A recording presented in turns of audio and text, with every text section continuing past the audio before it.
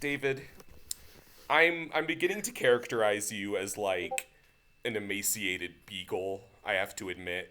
I think you have like the separation anxiety of a traumatized dog because every time anytime you or me is out of town, I get the most unhinged fucking text messages from you, and it's only when one of us is out of town.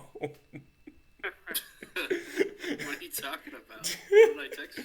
You visited Will in California this past week, and multiple times, ostensibly periodically, dropped the words Big Chungus Unana into our group chat, apropos of nothing. And I think that's just your, like, the way a border terrier howls and whines when it's separated from its owner. I think that's just your masked way of admitting that you miss me when one or both of us is in some place besides Colorado. I'll be in the Dominican Republic on family vacation and you'll text me, walk up to your dad and say Ron de Sanctimonious. I don't think I initiated that. I think that was Will who, told me to tell you that. See, I do remember the Ron de Sanctimonious things, but it was only because I remember how it went down. So, you and me were in a certain state of mind, and you just, randomly said Ron de Sanctimonious, and I was like, do you think Tommy's dad likes Ron de Sanctimonious? And then that's where it went. Jesus Christ. Yeah, well, the thing, over this vacation, we were also in a certain state of mind, which I will clarify just means we were high as shit, and I decided to text Tommy just some of the most unhinged fucking things, because I think it's funny when I'm high, right? It's always funny to do that when I'm high, and usually I'm only, especially lately, I'm only really high when I'm, on vacation. So that's what you get. You get correlation, not causation. Rev up those fryers and fill those champagne glasses to the tippy top. It's West Coast Toast and Roast with Tommy, Will, and Dav. Welcome back to West Coast Toast and Roast. After identifying After identifying Dav's spirit dog type, I think I am a pampered but no-nonsense Cocker Spaniel, and I'm Tommy. And I think that whatever type of dog I am, I need to be put down, and I'm... Aww. And, I'll say the same for myself, but just because I'm a diabetic dog, I'm kind of a hassle. Oh, Jesus. I guess we've identified Dav as a beagle, because, the clear separation anxiety and, emotional issues. I'm not going to get into it here. Yeah, I'm from Underdog 2007. I think Will, if they were a dog, I would... It's Big giving... Chungus, I think they're giving, Golden Lab. I don't know if I'm off base there. I could see that. Sure, yeah. I would agree. Yeah. And speaking of pets, it's time for trailer life and death, starting with the thing that has gotten me out of bed this month, which is that we finally got a trailer for the Garfield movie coming out next summer. There's no reason I should like this trailer as much as I do. I think Garfield is an impossibly stupid character to make a movie about, but it's the director of The Emperor's New Groove, and I think that's the kind of dynamic that he, specializes in, is taking the most lazy piece of shit character and giving them an adventure, kind of. I fucking love the art style, to be honest. I'm actually giving this, the most surprising life I've ever handed out. I'm a little bit amped for the Garfield movie, I have to admit. So first of all, I agree that the animation looks very good. And honestly, Chris Pratt, does an okay job as Garfield. I'm just so first of all, I'm giving it a life, but I think it's going to go the way of, most animated movies in that it's going to be surprisingly good or just, awful. Mm-hmm. But I think, for now, it's a good show of the animation. Actually, I'm going to give it a death, no Dirk Dinkum. And that's Garfield. Well, okay, I'm gonna give it a death because it looks like a money laundering scheme. I don't like the look of it, and I don't like Chris Pratt kind of just being everywhere. It's freaking me out. So Now, that's about it. I know it's really fucking tired to be like, oh, Saw Patrol, it's the new Barbenheimer. But Memorial Day weekend has this, Kingdom of the Planet of the Apes, and Furiosa. And I'm gonna be kind of popping off, I think. Kingdom of the Garfiosa. That's a pretty good combination. Yeah. Yeah, and you're going to be popping off for the exact same reason. Are you implying that I'm, like, attracted to Garfield and chimpanzees in the same measure that I am Anya Taylor-Joy? I'm not implying that. I'm just, like, saying that. You're simply stating the fact. Yeah. Golly, we're getting...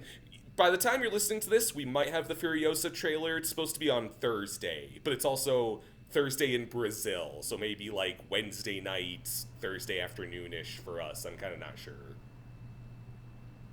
Yeah, alright, yeah. Well, I guess that's a vaguely life support for Garfield, out of, like, sarcasm. It's a death.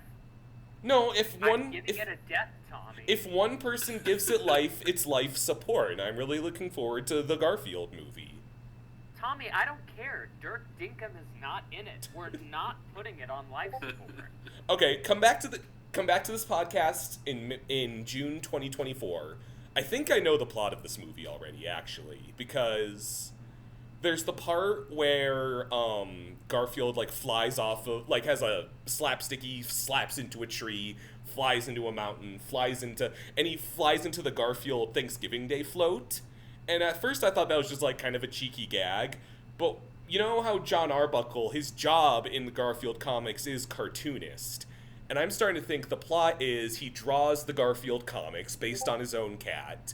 And the fame of being a comic book character in that meta sense is like too much for Garfield. He's a very sedentary character.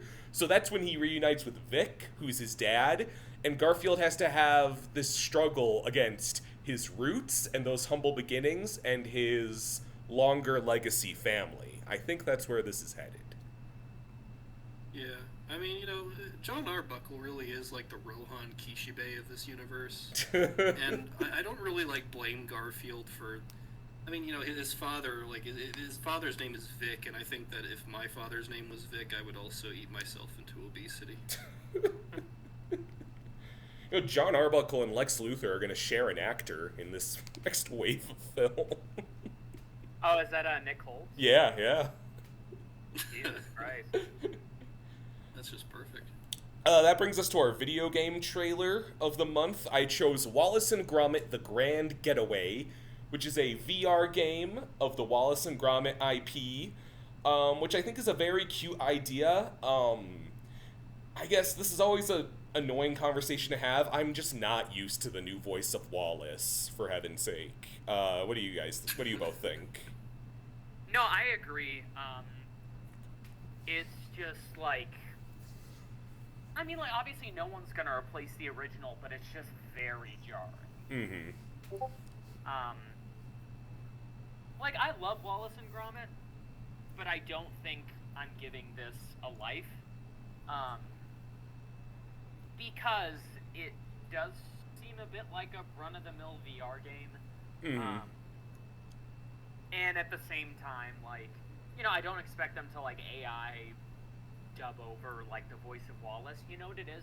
It does feel like there's a bit of passion missing in his voice. Or, like, not passion, but maybe kindness. I feel like Wallace was always, like, a very warm, welcoming person. And his voice kind of showed that. I don't know. Just something about it doesn't quite, like, hit that spot. Yeah, I'm not really invested enough in any of the Wallace and Gromit stuff to really care about the voice. But the game does look interesting, I guess. I just kind of wish it leaned more into the, like, the claymation style. And I feel like it doesn't quite go far enough there. And that could just be like a technical limitation with it being a VR game, but I was gonna say it's all like CG Wallace is like a bit uncanny. That's because I'm used to seeing like fingerprints on his face because they just like wear the clay so personally. So I was not crazy about how it looked either. Well, and Dab, you say you're not into Wallace and Gromit, but you do know all the lyrics to the Wallace and Gromit theme song, right? Yeah, it goes like Wallace and Gromit, Wallace and Gromit, Gromit, Wallace, and Wallace and Gromit and John. And Garfield. No, And Dab. Garfield, yeah. It goes like Wallace and Wallace and Wallace and Wallace and Wallace and Wallace and Wallace and Wallace. Take it away, Tommy. Wallace and Wallace and Wallace. Shut up! Every time we do that, I just picture like at every Wallace, I picture like a machine cloning Wallace and just making another one on the spot. Well, that's another life support for Wallace and Gromit. That brings us to our TV trailer, the Disney Plus, Percy Jackson and the Olympians. And Will, it's my understanding you have some degree of intimacy with Percy Jackson? Yeah, I love the books. They're like one of the few book series where I didn't like stop. I just read them all the way through. But then again, I mean, Rick Riordan is a bit more like hands-on with this, right? I kind of don't know, but it kind of looks like it. Okay. Yeah, I mean, it's hard giving, like, it makes me want to watch it, so I guess I'll give it life in that sense, but I am kind of worried that it is just going to be very bad. What's your take on the movie? Do you have, like, that everybody hates? Do you have, like, recollection of it? The movie I remember watching, well, it's not good, but it's like people treat it like it's fucking Avatar: The Last Airbender movie. Mm-hmm. Like it's definitely, it's not a good book like adaptation, but there are things that I think it does okay. I see. So it's a cautious life, ultimately? Again, I think they could definitely, like, mess it up profoundly, but for right now, I think I'm, like, leaning towards a life. Okay. How about you, Tommy? Chommy? I wanted to hear you both out first, because I kind of don't have... This is another where I kind of just don't have a horse in this race. It looks fine. Dav, where are you at? I don't have too much. Like, I read the first two books in, like, middle school, and I don't really remember anything about them, but I just, like... I never got super into it. I thought the movie was fine, I guess, when I watched it, when I was, like, 13 or whatever. But, overall, I just kind of want, Percy Jackson fans to suffer the same way I did as an Artemis Fowl fan. So we give this a death and just hope that it burns. It's feeding time. Man, yeah. Well, it's just kind of hard to actually make any sort of visual version of, because he literally is just a dwarf who eats and shits out dirt. Do they? So they go with ridiculous, but it's true to the book. Man, so he's like Mole Man from Marvel. Does Mole Man shit out like all the dirt that he eats straight from his asshole? I'm sure in some comic, yeah. Then yeah, I guess so. Mulch Dickums is like whoever that is. All right, well. Quick little round of trailer life and death. I think we're ready to... We got a pretty full slate ahead of us and a lot to discuss. Befitting, because it's our last episode before the Toasties. So get hyped for that. We have 2 new categories this year, which... Should we keep them a secret till we get there, or...? It's gotta be a surprise. Okay. It's not that... We have how many new categories? 2. Oh, yeah, okay.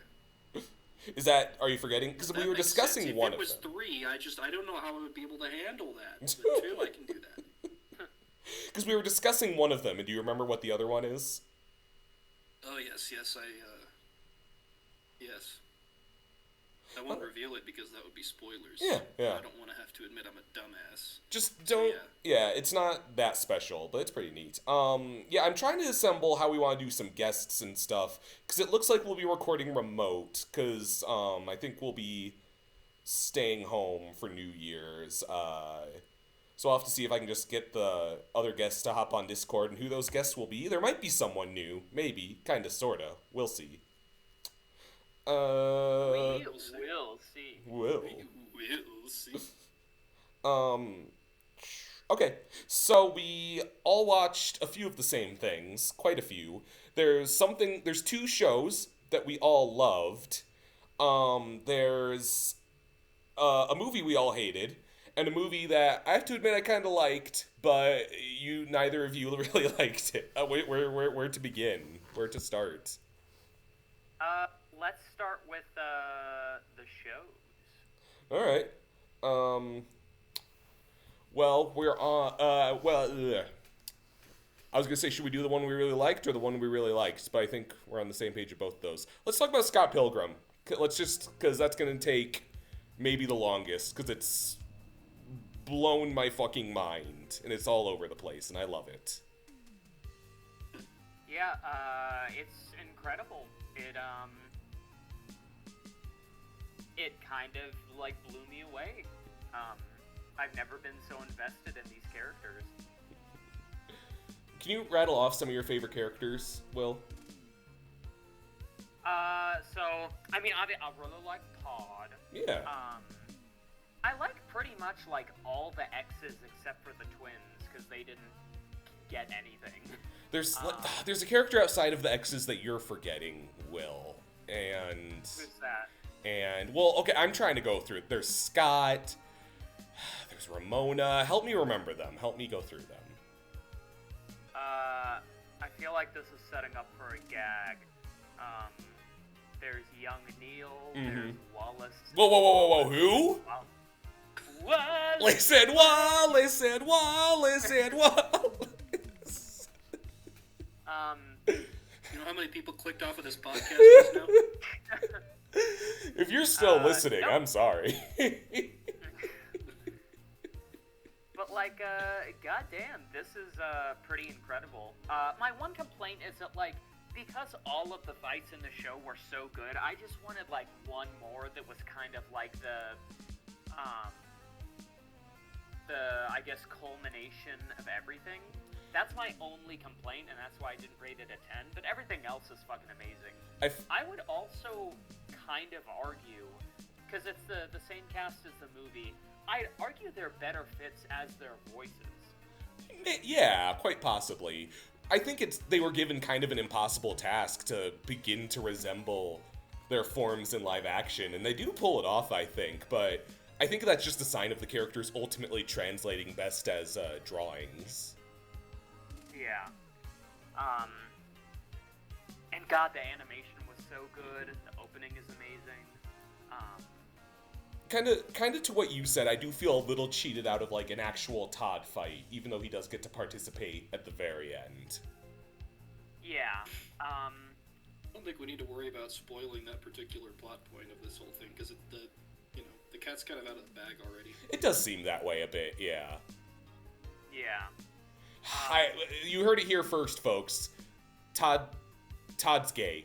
Sorry, that's the big spoiler of the show. That's what everyone was exploding about. Fuck. Which, I honestly, was actually referring to the fact that they made Wallace straight. I can't... Straight Wallace fucking take... Because the voice of Straight Wallace is Griffin Newman, who's one of the hosts of Blank Check. And he's done that John Travolta voice multiple times when he comes up on the podcast. So I fucking knew who it was the second he was talking. Man, so the Roxy Richter and Lucas Lee fights both do shit that almost kind of blew the show's load if it weren't for the finale. I think there's some, because like the Ramona versus Roxy, they're like going in and out of like, what's it, like movie film, and they're just like which is fucking amazing. Oh, it was so fucking cool. Man, gosh, I'm kind of all over the place with this, because it was just like, I guess the thing about Scott Pilgrim is that, like, I love the movie so much because I always felt they built, like, these characters of fucking gigantic multitudes, and even if they had, like, 10 minutes of screen time, I felt like I knew so much about them, and simultaneously I was happy with that and kind of wanted more. So this felt like the perfect, like, behind-the-scenes peek at, like, what else they have going on. So we see, like, Lucas Lee's house, when most of the time he barely lives for more than 10 lines. And we see, Julie Powers' home life, when before she was just the funny girl who swore, and it was censored. And I thought it pulled that off. There was space to really fuck up. They had a mission statement of, like, making the X's a little more sympathetic and fleshing out the characters, but I think they did really everything in their power to just make mostly all the right choices, I would say. I would give a big agree to that. Like I said, this is probably my favorite any of the characters have been, and just really, like, got me, like, kind of hyper-fixated on Scott Pilgrim, because this is just, like, such a cool world, especially, I mean, it's kind of funny, but, like, and again, this happens in the first episode, so, but it's kind of funny that the best way to do Scott Pilgrim was to not really have Scott in there very much. Right. But even sorry. Oh no, I was just going to ask, because Dab didn't get to share his thoughts. Oh, well, I mean, Tommy, you can continue with what you were going to say. I was gonna say, but even when they do use Scott, it's never like, it's like, they commit to an idea very fully, and when Scott is there, and when there's two of him, wink wink, it works really well. I think Will Forte as older Scott and even older Scott is maybe the best Will Forte has ever been. Yeah. I think I thought it was funny when Ramona went, "I'm seeing double for Scotts."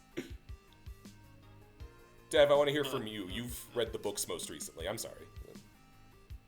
Yeah, so I guess when I first heard that this was kind of not a really direct adaptation and was kind of more of a what-if scenario, I was a little, I don't know, I wouldn't say disappointed, but I was curious.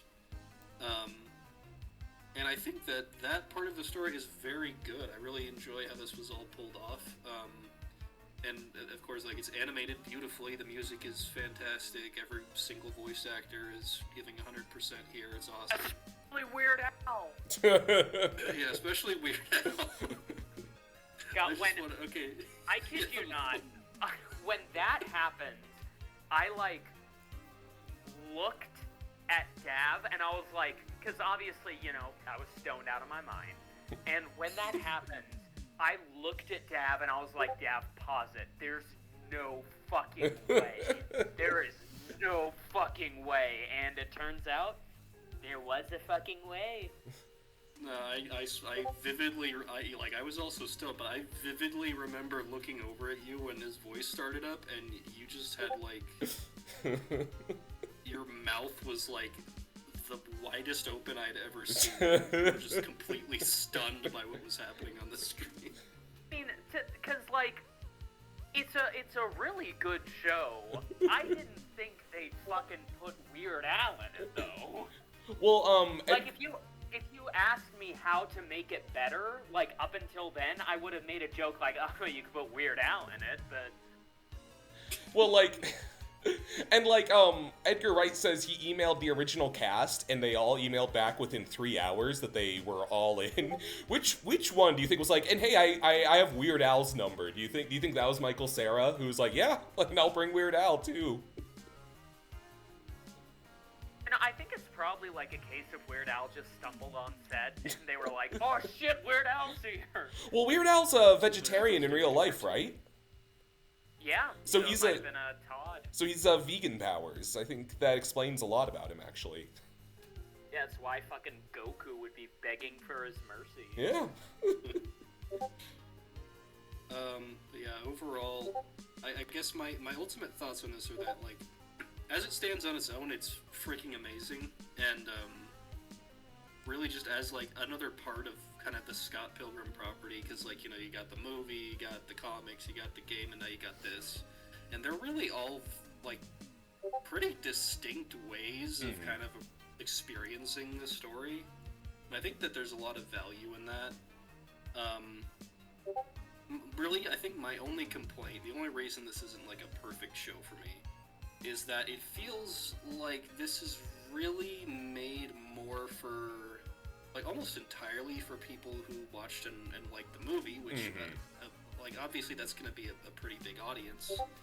I think that if you were coming into this as a fan of the comic, wanting to see some more representation from that, there's not a whole lot there. Like, I don't think Lisa appears a single time in the show. I really want to see... Sorry. I was just gonna say, I was most looking forward to seeing, like, if they were gonna animate any fights with Mr. Chow. I was gonna say, I wanted to see Knives' dad, so... Yeah. Voiced by, like, George Takei or something. Man, to see him. Yeah, we're gonna see Mr. Chow fight Scott. Gosh. Because, Will, you haven't read the comics, have you? No, but now I'm fucking gonna. So, yeah, Knives' dad is, like, a fucking samurai, and he rules. Hell yeah. That's fucking great. And he hears his daughter's dating a white boy and tries to kill Scott. Yeah, just... Fucking amazing. That being said, there are some pretty clever ways they kind of adapt things from the comics without, like, directly adapting them. I think, namely, the one that really jumped out at me was kind of the way they did Kim, and, like, the way that she kind of experiments with her sexuality, so to speak. I think is a lot better in the show than it is in the comics. I'm glad they seem to finally stop pussyfooting around that, you know, I'd say very pertinent aspect of the character. But it's like she, to put it a little more bluntly, the girl she kisses in the show is a lot more agreeable than the girl she kisses in the comics. Oh no. But it is interesting that this entire story kind of stems from, like, what if Crash and the boys didn't show up to the Battle of the Bands? Oh, yeah, that's true, actually. What if, like, it is one of those things where it's like, oh, Matthew Patel, I feel bad for anyone who that's their favorite, because he dies so fast, and I could see people being, a fan of his with how much personality he has, and it's like, oh, what if he was the biggest villain in the show besides Scott himself, arguably? And he gets, like, a fucking Ostrada Man extra arm attack. It's fucking amazing. I'd say the only characters that, because I mostly agree everyone's at their best, and I'd say characterization-wise, I fully agree. I wish a little more was done with Knives. I feel like she disappears a little. That's true. She's really not in this very much at all. Yeah. You could probably count the number of her lines on 2 hands. Honestly. And the other, this is gonna be a bit, don't start, it's part of an ongoing bit, but I'm being earnest about the narrative of Scott Pilgrim. I feel Stacy got jilted really bad, because she was actually like in the movie, I recall her being very much an emotional, like, and I guess that's part of it, is I was gonna say she's very much like the one person Scott can be honest with, and it's when they have a talk on the swings every couple of big story checkpoints that you know things are gonna progress and that Scott is looking inward. But I guess now that I kind of reason it out loud, if Scott's gone for so much of the story, she doesn't have much of a purpose to serve either. Yeah. Yeah. Kind of true. I liked her moments she got. Got a little shafted too. Who did? Steven Stills. Yeah. That was, yeah. I'd say, like, the big glow-ups were, like, the 7Xs and, of all people, Wallace. Yeah. Wallace is just consistently great anytime he shows up in anything. So.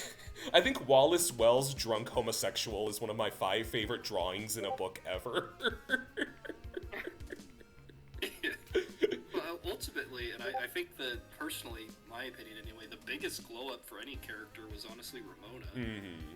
She feels like a lot more just her own person in this, and feels driven by her own goals and shit. It's pretty cool. I would also agree.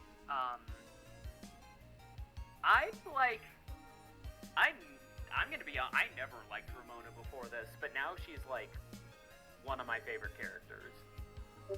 100%, yeah. And it is a lot of, you know, like, because it is that, like, I'm sick of things that are about themselves and commenting on themselves. It's me and the bestie, and it's Scott Pilgrim takes off. Because it's taking every little thread you could pull at. Like, what if Ramona and the exes just, like, talked out their feelings? It's like, oh, it's actually very cathartic. But yeah, I thought this was wonderful. I'm, like, over the moon with it. I think I try to leave binging, quote unquote, behind me. I'm like, if I'm going to truly enjoy this series, I'm going to enjoy 2 to 3 episodes at a time at most over a week or so. I had devoured this in less than 12 hours. No chance. Yeah. When Dab and I were down here, I think we were only planning to watch, like, the first 2 episodes, and then we watched the whole thing. God, it just keeps you tapping that next button so good. It's very rewatchable, too, though. Oh, yeah. Yeah. That's true. Right, and that takes us to, not to be outdone, Invincible started back up. And, it's fucking as good as ever. Probably even better. There's a part where Rex Splode has, like, actual facial expressions. And it's like, they're really putting in that extra money. They know it's where the money is. This season so far is fucking great. They're on a small break now. But I think they've well earned it. They've given me more than enough to chew on. Where are you both at with it? Yeah, I think it's, Invincible is always, like, very solid. There's not much to say, because, like, there's kind of only been, like, one huge thing that's happened, and that's in the latest episode, so I'm not sure I want to, like, talk directly about that. Mm-hmm. But, I mean, the characters are all there, and they're all great.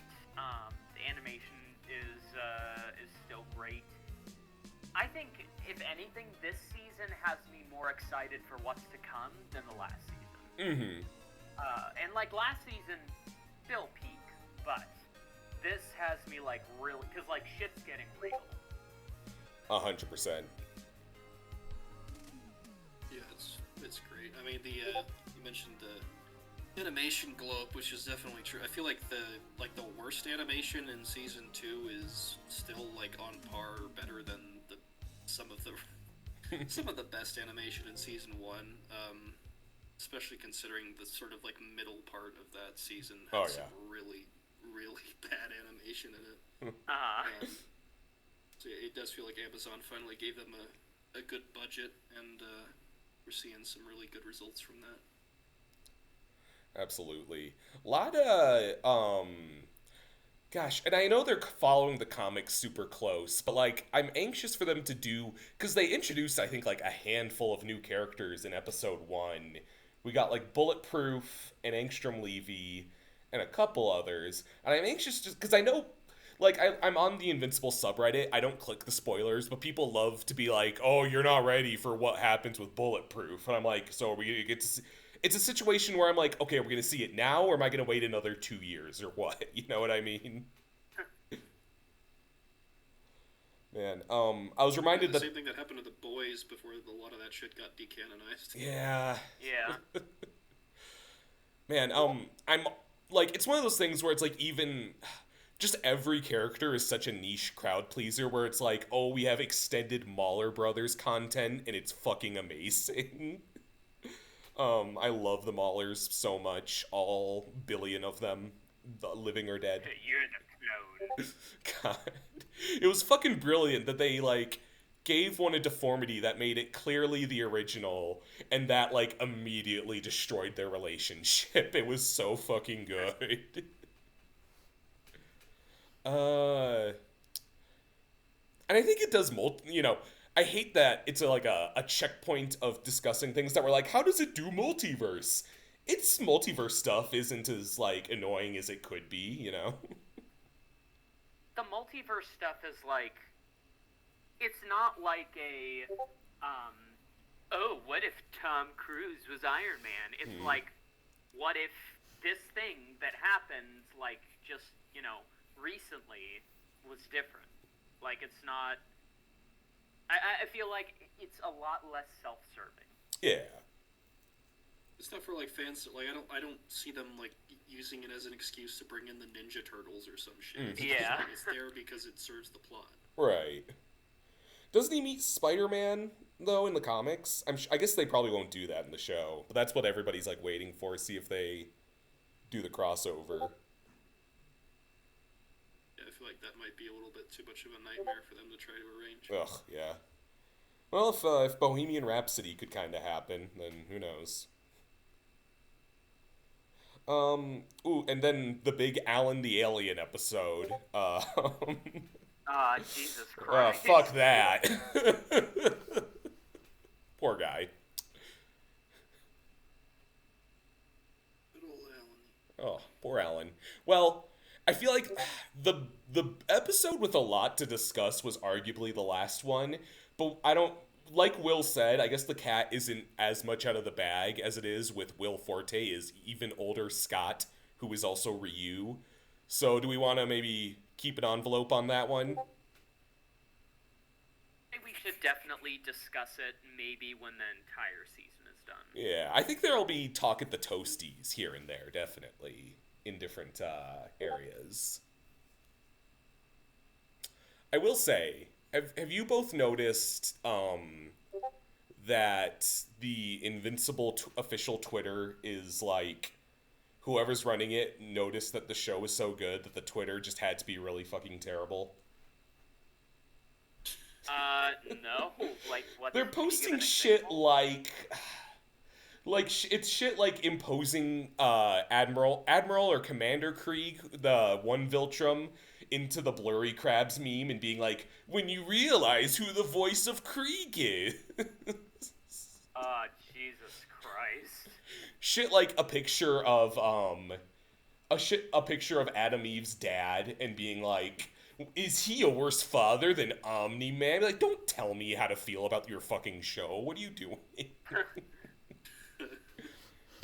Is Baby Gronk the new Riz King? I think, Shapesmith is the drip king, because he can have whatever drip he wants. Oh, yeah. Anyway, I guess we'll slide... Are any of you going to get the Invincible Presents Adam Eve game on Steam? No! I didn't know that was even a thing. It's like a motion comic. Yeah, it's just like a visual novel. Hey kids, you ever want to press buttons to guide Eve through fucking Rex for the first time? I'm not joking. That's like in the trailer. But it's like, it's peak gaming. It's like Bishonen out Rex, where he's like really gentle, because it's like it can't be weird, I guess. It's really weird they let Robot and Monster Girl go on a date. I'm kind of not crazy about it. Yeah, it's a little strange. Yeah. I still need to read the comics. I assume that's just them kind of being faithful to it, but it's... Yeah. I don't really care for it. It doesn't seem like it. Like, it's not taking up as big of a spotlight as I was kind of expecting it to when they first teased it in season 1, so I'm not complaining too much, but yeah, it's just kind of there. I bet it'll lead to something cool, but I was like, I thought we were all in agreement this was weird that Robot did what he did, but what can you do? I guess we'll go down the sliding scale of net enjoyment. We can talk about how we all saw Wish. When we walked out of that theater, Dad was like, "That was awful." It was awful. It's a terrible movie. It's pretty bad. See, here's the thing. By all intents and purposes, it's like maybe a 2 out of 10, but that villain is very good. I was kind of at the same place, is that I think if I watched it again, I would feel way less charitable, but I hail from beginnings on Disney Villain YouTube, where it was a big deal we had an actual bad guy again, and he honestly kind of served. I'm not mad about it. I wasn't crazy about him. I think most Disney villains I just don't really care for, but kind of the thing that really makes them stand out, I think for the most part, is if they have good, like, villain songs. Mm-hmm. And I don't feel like this one did. It was kind of fun when he stomped on his little, he had his, like, little people toys, and he's stomping all over them. It's great. It's wonderful. It's great. Like, where's the malice, you know? It feels too fun. I'm not there for it. I feel ya. I'm not saying I don't disagree, but I like it. I will say, like, I think I texted Will, and I was just like, Wish has maybe, like, some of my least favorite side characters in a Disney film. Because the whole... God, fucking I wanted to punch the goat across a fucking The goat's awful, and the whole time I'm like, why does Asha have so many fucking friends? Specifically 7. Oh, god damn it! No, when that happened, I was like turning over to Dab, and I'm like, is this the 7 dwarves? One of them's like, I'm so grumpy. I know, yeah! Happy has like 3 lines, and one of them is pointing out that she's happy. It's really weird, because it feels like, when this movie was originally being developed, I don't think they were really planning for it to be the big 100-year thing. And, like, stuff like that just kind of strikes me as, the execs coming in and being like, hey, we need to add a bunch of Easter eggs for all of our animated features into your movie because it's coming out 100 years after the founding of our company. So right. Good luck with that. Well, like... Be our fairy godmother.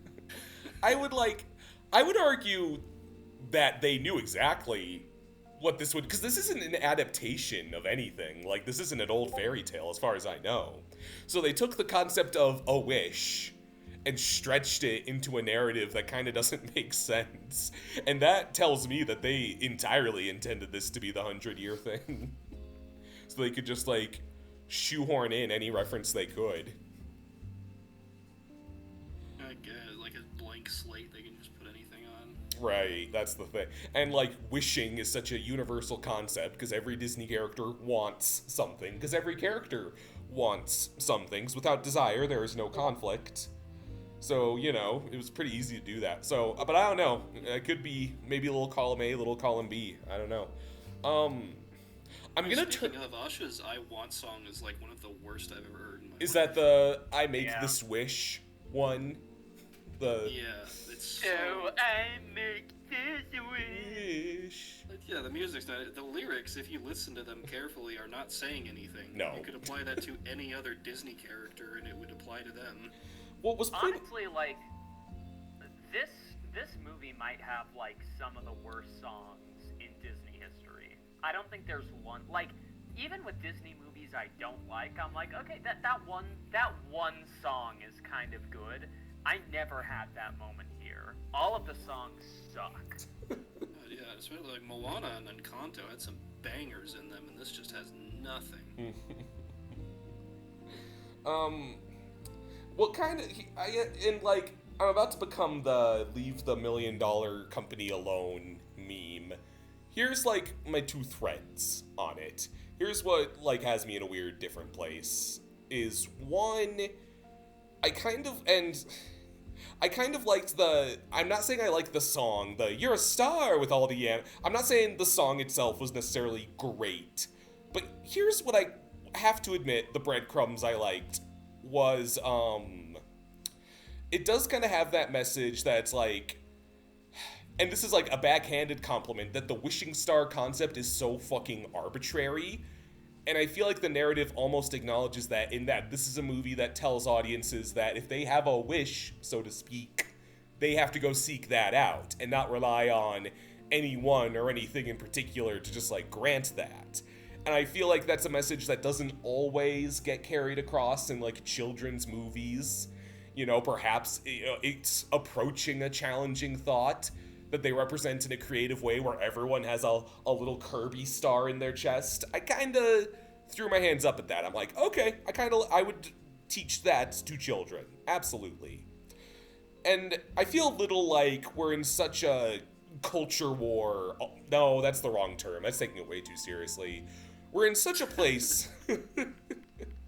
We're in such a place where, and I'm no small part of this, where we, like, have indigestion at anything resembling a crossover or a reboot, that there's this very, like, inflammatory notion of, like, and the film ends with, she's the fairy godmother, and the goat wants to start Zootopia, and the bad guy becomes the mirror, when, like, the reality truly is, even if these are very clumsy references, Disney has always been self-referential. If you look in the fucking crowd of Little Mermaid, like, Donald and Goofy are there. The Scar is a pelt in Hercules. I'm not saying it's graceful how they do it, but this is not a moment of, oh, not everything needs to be the MCU. Like, they're being fucking cheeky because it's 100 years. That's all. You know, like, this is not the kind of thing we need. These are more Easter eggs. These are, like, plot points. These are, like, what they were leading to. I don't... But they feel very surface level to me, honestly. Is that it's never... Like, the bad guy getting sucked into the scepter at the end isn't... I feel that's a very aesthetic choice to call back to the magic mirror in a subtle, small way, but it doesn't necessarily, I don't feel, reflects the plot, per se. Well, I guess the way I would probably put it is, like, there's a difference between putting, like, Goofy standing in the background in a crowd in some shot, and having, like, Scar from The Lion King explicitly say he wants to kill Goofy or something.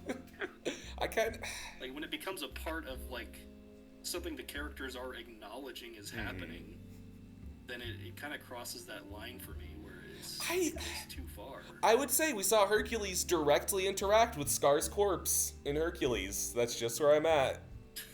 It was a prop, it was a gag, and they do it. It's a little bit where I say this is Scar or this is the Lion King. Or I guess not. But they don't say I'm gonna build fucking Zootopia. It's like... They do. But it's like enough of a description that you couldn't be talking about anything else. Okay, I guess. Okay, here's a thought experiment. All right. Remove Zootopia from Disney's history. Yeah. Act like it was never, ever created or released or anything. Do you think the goat still would have been able to say that in any way that made sense at the end of the movie? To tell you the truth, okay, I might come off as a bit of a dumbass. He said that, and I was like, yeah, I'm not saying it's, like, great. But he said that, and I didn't necessarily think to myself, oh, yeah, like Zootopia. I was like, yeah, it makes sense this goat wants to talk with other animals. I don't fucking know. That's not what he wants. A city. He wants, like, a metropolis with talking animals. You know what? Everyone is entitled to a lapse of media literacy. I'm not saying it's, like, great. I think if I watched it again, my score would lower. I do not. This movie sucks. This movie sucks. And you know what, Tommy? Yeah. Since you've been kind of, like, defending this movie, and we can kind of say that it's related to you, that means that your movie sucks. I don't want to be like the Wish guy, alright? I'm willing to die on some weird fucking hills. I'll be the Last Night in Soho guy. I'll be the Super Mario Brothers movie guy. I'm not about to be the Wish guy. New role for Tommy in the server. No, don't do it. Okay, you know what? Let's just get all on the same page. We also all saw The Marvels. And it fucking sucked. Sucked even more than Wish. No, listen. And, like, all I see on fucking Twitter is, why are people bashing the Marvels? I don't see people really bashing the Marvels because no one's fucking seeing the Marvels. Nobody's talking about the Marvels. Yeah, I think it's very indicative, or, yeah, that's probably the word he used. Yeah. That, the Marvels never reached #1 on Letterboxd's popular page. It was at #2 for a day, then immediately fell out. And Yeah. that is how fucking unpopular this movie is. For a Marvel movie, that does say that, like, if you look at, I think, like, some of the because, like, when you look at an actor's page on Letterboxd, it sorts their movie appearances by most popular, like which film is the most popular they've been in, and a handful of esteemed actors in Multiverse of Mayhem, like Rachel McAdams, who's in probably one of the best teen comedies ever, John Krasinski, so on and so forth. If you look, their most popular film is Multiverse of Mayhem, and Isn't it madness? fuck. It's all nonsense to me. I don't give a shit. Whatever. Oh, whale, I need you to distract Kane. He's not gonna need to for long from what I hear. Man, and just, like, knowing that, like, in my opinion, a movie that is total slop, like, is more popular than, like, the canonical films of Benedict Cumberbatch and Rachel McAdams, shows that there is some small ember of comic book enthusiasm. And I can't find a single person who actually cares that much about the Marvels, unfortunately. It's impossible to care about the Marvels. The Marvels, like... It's a nothing burger. No. It's a nothing burger. It is an AI-generated movie that Homelander watches in The Boys. It's horrible. Well, like, and I was like, you know what? Because, like, here's another testament. I like the first Captain Marvel. I'll be the Captain Marvel guy before I'm the Wish guy. And I really like... Too bad. We're never giving you that role. Well, I can't be the Captain Marvel guy because I didn't see it, like, 160 times? Like the guy in the picture? Someone edited that and it was like, this guy saw the Marvels 0. But yeah, I, like, kind of stand by Carol Danvers and Brie Larson. I think they're super cool. And, like, I always kind of butted heads with Dav about that. And even I was like, man, fuck this. When there's, like, Andrew Lloyd Webber needle drop to a bunch of space cats that even in the first movie, I never found fucking cute and kind of obnoxious. I'm just like, fuck this. Yeah, this movie really depends on how much you fucking love the space cat from the first movie. Ugh. So yeah, it's basically... They should have called it the Space Cats from the first Captain Marvel. Goose. Like a goose suit. Do you think who do you think would win a fight between Goose from Captain Marvel and Gordon Goose from Scott Pilgrim? Fucking Gordon Goose would, like, rip his head off. Yeah, that'd be great. Man, I want to say, you guys know how, like, there's the small phenomenon of, like, the frame from The Whale where he's just staring ahead, like, and that's all you know about. And, like, same with, like, the picture from Killers of the Flower Moon, you know? So, my Twitter algorithm has an idea of how to capture my engagement, let's put it that way. And it involved a lot of Brie Larson fan pages posting over and over the picture of Carol in a tank top that was in 1 second of the trailer. And seeing her, like, in that outfit interacting with her environment was like getting the first actual seconds of The Whale. Like, there was a strange whiplash that came with that experience. Tommy, you should never download TikTok. We'll never see you. No, I'm genuinely, I'm scared of TikTok. That sounds terrifying. Because I think I am very easily fished for my attention. My weaknesses are gaping wounds. And I think if already my Instagram For You page is honestly a nightmare. It's terrifying shit that draws me in for a few hours at a time. If an algorithm like TikTok that has like enraptured a generation got a hold of me, you would never see me again. So I have to abstain. Yeah, I mean, I'm a TikTok hater, but there have been exactly 2 times where I've downloaded it in my life, and both times after like, I don't know, maybe 3 days of use, my For You feed became just nothing but videos that I actually was interested in and actually like held my attention and kept me scrolling for too long, and I just had to delete it. That sounds horrible. I mean, it sounds great, but it sounds horrible. That's the thing. It's honestly because it's a lot of like slop and nothingness, but it's like, oh, here's a topic you're interested in, or here's a stupid fucking joke that you've laughed at 60 times, and you're gonna laugh at it again because we told you to. And it works. And I hate it, so I delete it. And when I say, fuck, dude. Yeah, my Twitter feed already knows to feed me like the same 5 famous women that I can't stop liking pictures of. I think TikTok would just like turn me into what am I thinking? Like a vampire. Yeah. Yeah, if you go into TikTok horny, you're gonna become a gooner. No, yeah, I can't let that happen. I mean, I'm chat because I'm such a chat as it is. That's the thing, you know.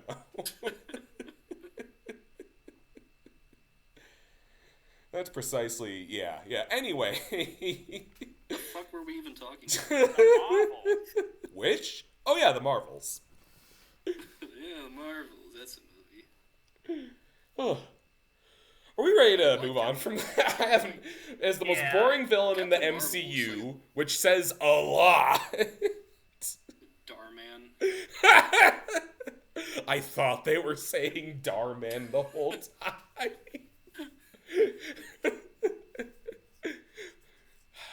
Alright. Well, she have, wasn't there like a guy who was like standing next to her for half the movie and then he just kind of disappeared? There was a guy standing next to me, and it was you, and I barely remember us seeing that film before we went to the Korean fried chicken place, and I, like, got an inferiority complex over the spicy chicken and, like, forced myself to finish it. Yeah, you got, like, the spiciest meal on the menu. God, man. Will, you should have seen it, because we were at the Korean fried chicken, and it was, I think it's bulgogi is what I got. I think that's what it's called. Bulgogi. Yeah. And it's got the 3 fireballs next to it. And, like, I was just like, I'm not going to let this beat me, you know? As the rice, I'm going to do it. And Dav got these 3 gigantic fucking chicken tacos with mayo and, the spicy sauce, lettuce. And I'm like, you guys have seen me eat, and it's a bit of a marvel. Like, I just never fucking got the etiquette of slowing the fuck down. If I'm enjoying what I'm eating, I'm just, like, putting it down. You guys have probably observed.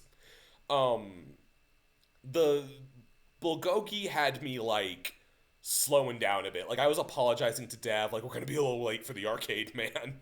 I'm gonna finish this. Like, and Dav finishes 2 of his gigantic fucking tacos, which has crisp, cool lettuce and, like, mayo to balance out the spicy sauce. And he's like, I'm not gonna finish this last one. So I was like, can I have a bite? And he's like, yeah. I'm like, I take a bite, and it's like my maximum HP climbs back up.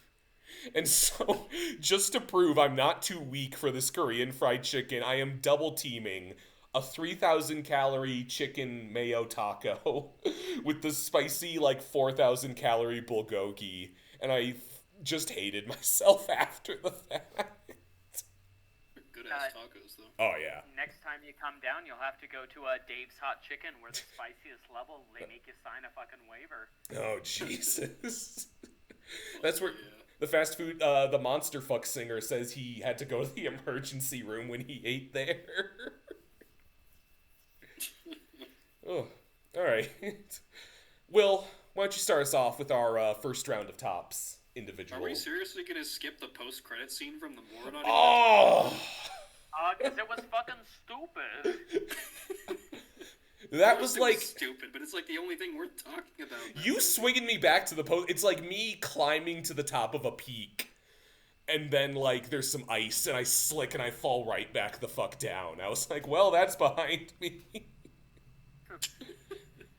Kelsey Grammer said, I'm not getting back in those... Kelsey Grammer said, I'm not getting back in those fucking prosthetics. I'm fucking 80. Oh my god, yeah. Is he really? He's really old. He's old as shit. 55. Kelsey Grammer He's like is... in his 70s, I think.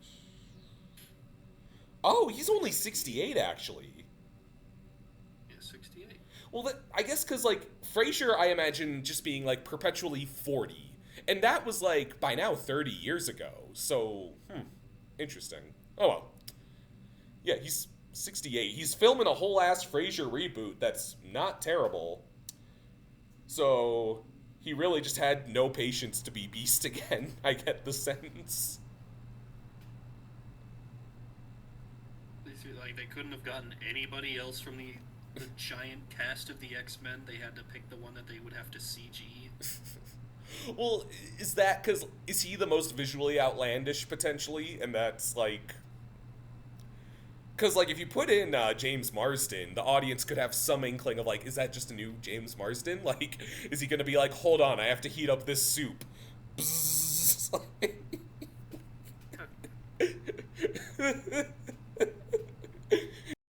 Clear that I'm Cyclops. I gotta heat up this bulgogi. Yeah, I don't know. When fucking Beast walked on the screen, the lady who was sitting in the chair to the left of me did the most, like, weak little clap, just like she had to. She was just like... the tiniest little clap imaginable. Just the last shred. I recognize it, but I'm not having a good time. The last shred of her enthusiasm, just like... I recognize I should clap, but, like, I don't like what I see on the screen? Like... Yeah, exactly. He's like, I don't know who this is, but... It's like, it's worse yet, she knows who it is and she just doesn't care. She recognized IP and was like, well, this is the part where I clap. Yeah. Well, apparently Deadpool 3 is going to set up the crossover for Kang Dynasty, which makes me want to commit seppuku, honestly. Does that make you want to ask the whale to distract King? I like how it's still, like, this isn't the Loki finale. I didn't watch it, but everyone's like, oh, we don't have to address Kang again because of this. But they're still going to call it the Kang Dynasty by the sound of it. God. I haven't watched it either. What a fucking shit show.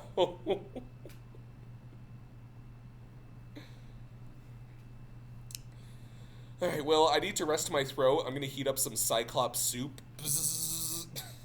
Why don't you take the wheel for a sec? Alright. I'm back on my Yakuza shit. I just finished Yakuza 6 and it was fucking awesome. It's not a 10 out of 10. It almost was, but there's this fucking part. Let me get the bad part out first. There's this fucking part where you have to walk around with, like, a baby, like an actual infant, and at random intervals, he will start crying. When the baby starts crying, you have to play a 2-minute minigame to calm him down, and the controls don't make sense. They're like, oh, calm down Haruto. That's fine, and you get, like, 4 options. You can either lift him, you can swing him, you can, like, do a few things. The only thing is, there is no inclination as to which one of those you have to pick. So you have to get him to, like, you know, max affection or whatever. But the thing is, you don't know fucking how. Because you don't know which button to press. And after you press the button and you realize, oh, that didn't work. That's not what this infant wanted. It still goes through the animation, so it takes the same fucking amount of time, but you don't get anything for it. And I want to assure you, you cannot exit the minigame. You cannot exit it. You have to be in it the entire time. And it happened to me like 10 fucking times in like the span of one chapter.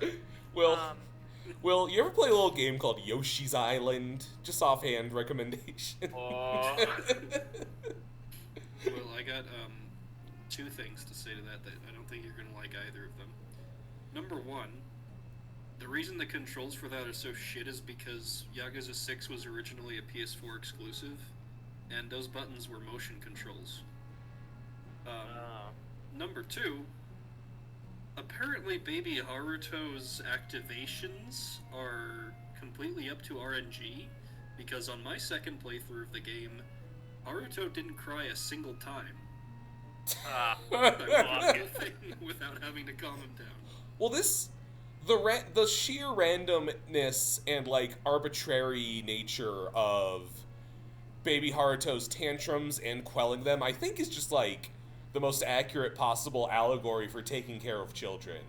And I say that as a teacher, that you'll say something to them one day that they love and they're your best friend, and you repeat it the next day and they fucking hate you.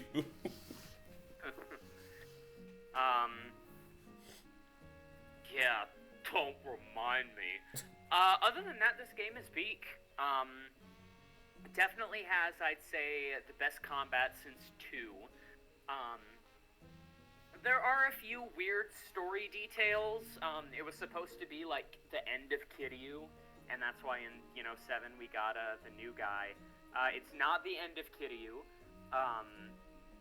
Honestly, I think it would have been a good ending to him, but they straight up do, like, he gets shot multiple times and, like, passes out from blood loss, and then during the next scene he's like, "Oh, hey guys, I'm in the hospital bed." Which, to be clear, very on brand for Kiryu. The story is also very interesting. There's a lot of threads that kind of conjoin at the very end, which is a lot of fun. The mini games are a ton of fun. Virtua Fighter 5 is one of the mini games. Lucky. And it is just the game there. I guess another complaint I have, but again, I don't know if this is if they'd ever bother fixing it. One of the mini games is Puyo Puyo. Ooh. But if you're playing it on the Steam Deck, it crashes the game every time you try to play. Is that the one thing that they don't want you to do on Steam Deck? I don't know, because, Dav, you told me this has been, a thing ever since it came out on Steam Deck, right? Or on Steam in general. Well, no, because it runs fine on, Windows PC. It's just, I think that, when you run the emulation for Puyo Puyo through the game, it, breaks the wrapper or something, because, it's already running on a Windows wrapper on Linux, but I think when it tries to go to Puyo Puyo, it's way too confused and shuts down. Jesus. Well, I mean, I guess either way that was a bit of a bummer, because I was hoping to hundo% this one. But now it's, quite literally impossible, I guess, unless I get a PC. But yeah, I mean... You should. Yeah, I should. Other than that, just, really solid story. It really shows, what a good fucking, person Kiryu is. My favorite character in Yakuza is Akiyama, but this, kind of moment of Kiryu was oh, fuck, is it really Akiyama? Because Kiryu is, I mean, he's fucking Kazuma Kiryu. Yeah. Yeah, I'd say overall, it just kind of takes, everything that was good about each previous Yakuza game and puts it into one, which I really love. It hasn't topped Yakuza 0 for me, because that is just such a gigantic game and there is so much shit to do, and it works perfectly, when you want to play it, so you are able to hundo% it. Yeah. But I mean, just pretty much every Yakuza game, it's a very good story and the characters are amazing. I would probably argue that Yakuza might be, like, maybe the best story-driven game franchise ever. Because... It's fucking great. Yeah, because, like... And it's insane, because the games come out very frequently. I was gonna say, I feel like I blink, and you guys are excited about a new Yakuza, and I'm like, how do they... These sound deep as shit. What do you guys mean there's a new one already? No. And that's, like, what's fucking insane, all this witchcraft, because each Yakuza game... I mean, 3 wasn't, like, the best, but it was still fun. But each Yakuza game is really good. And I'm not sure how they pull that out, because they pump these out, like, one after another. They're just... It's they're mostly, like, you can notice if you play them all in succession especially, there's a lot of stuff they reuse between games. Like, more than just the map, there's just tons of, like, character models and AI and stuff that's all just kind of built into the engine that they have, and it makes it very easy for them to just make a new story on top of it. And, like, the engine is really solid, so I don't think there's any, like, need to reinvent the wheel, pretty much. Yeah, I love the Dragon engine. I really hope they use it more, but they seem like they're kind of looking more towards, Unreal 5, which they used that in the Ishin remake, and that was fine. But I don't like it as much as I like the Dragon engine, which I know is kind of a controversial thing. And tying into this, Yakuza 6 was the first Yakuza game to use the Dragon engine, and for more than just that, Yakuza 6 is like probably the most controversial game in the series for most fans. Because Really? a lot of people hate it, like they completely despise it. Other people love it. What's the reason for, like, hating it?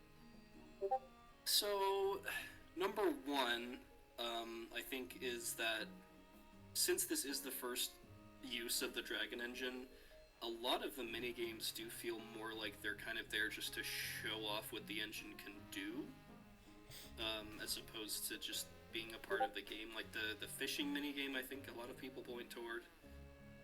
I didn't even, like, get the chance to play the fishing minigame. I completely skipped that. I don't think I played it either. It's kind of just on the side there. It's interesting, but, you know. Other than that, people have a lot of problems with the story.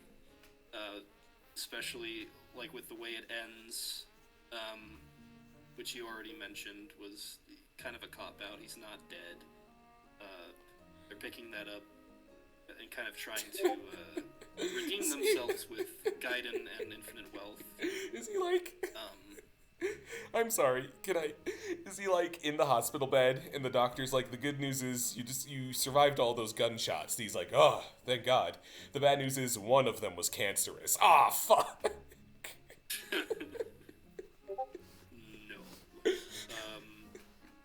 We can actually see his cancerous development all the way back to 0, because he was, like, smoking cigarettes like fucking crazy in that game and continues to throughout the series.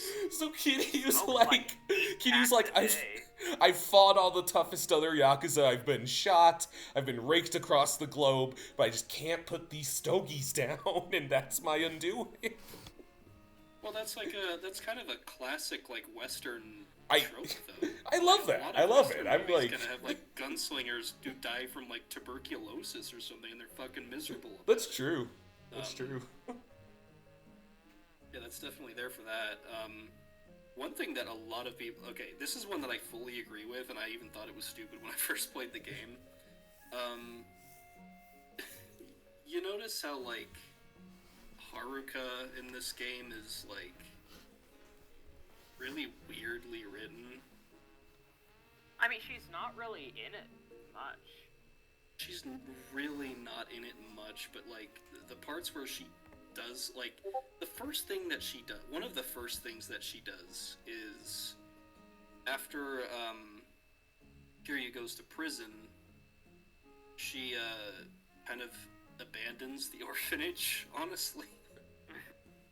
And fortunately she comes back to it later, but like it's a very weird moment for her, and I feel like maybe it could have done with a bit more of a magnifying glass over like kind of what her life was like in Hiroshima, because there's just some kind of sinister things that you kind of have to fill in the blanks with sometimes, and it feels pretty wrong. Like, what do you mean?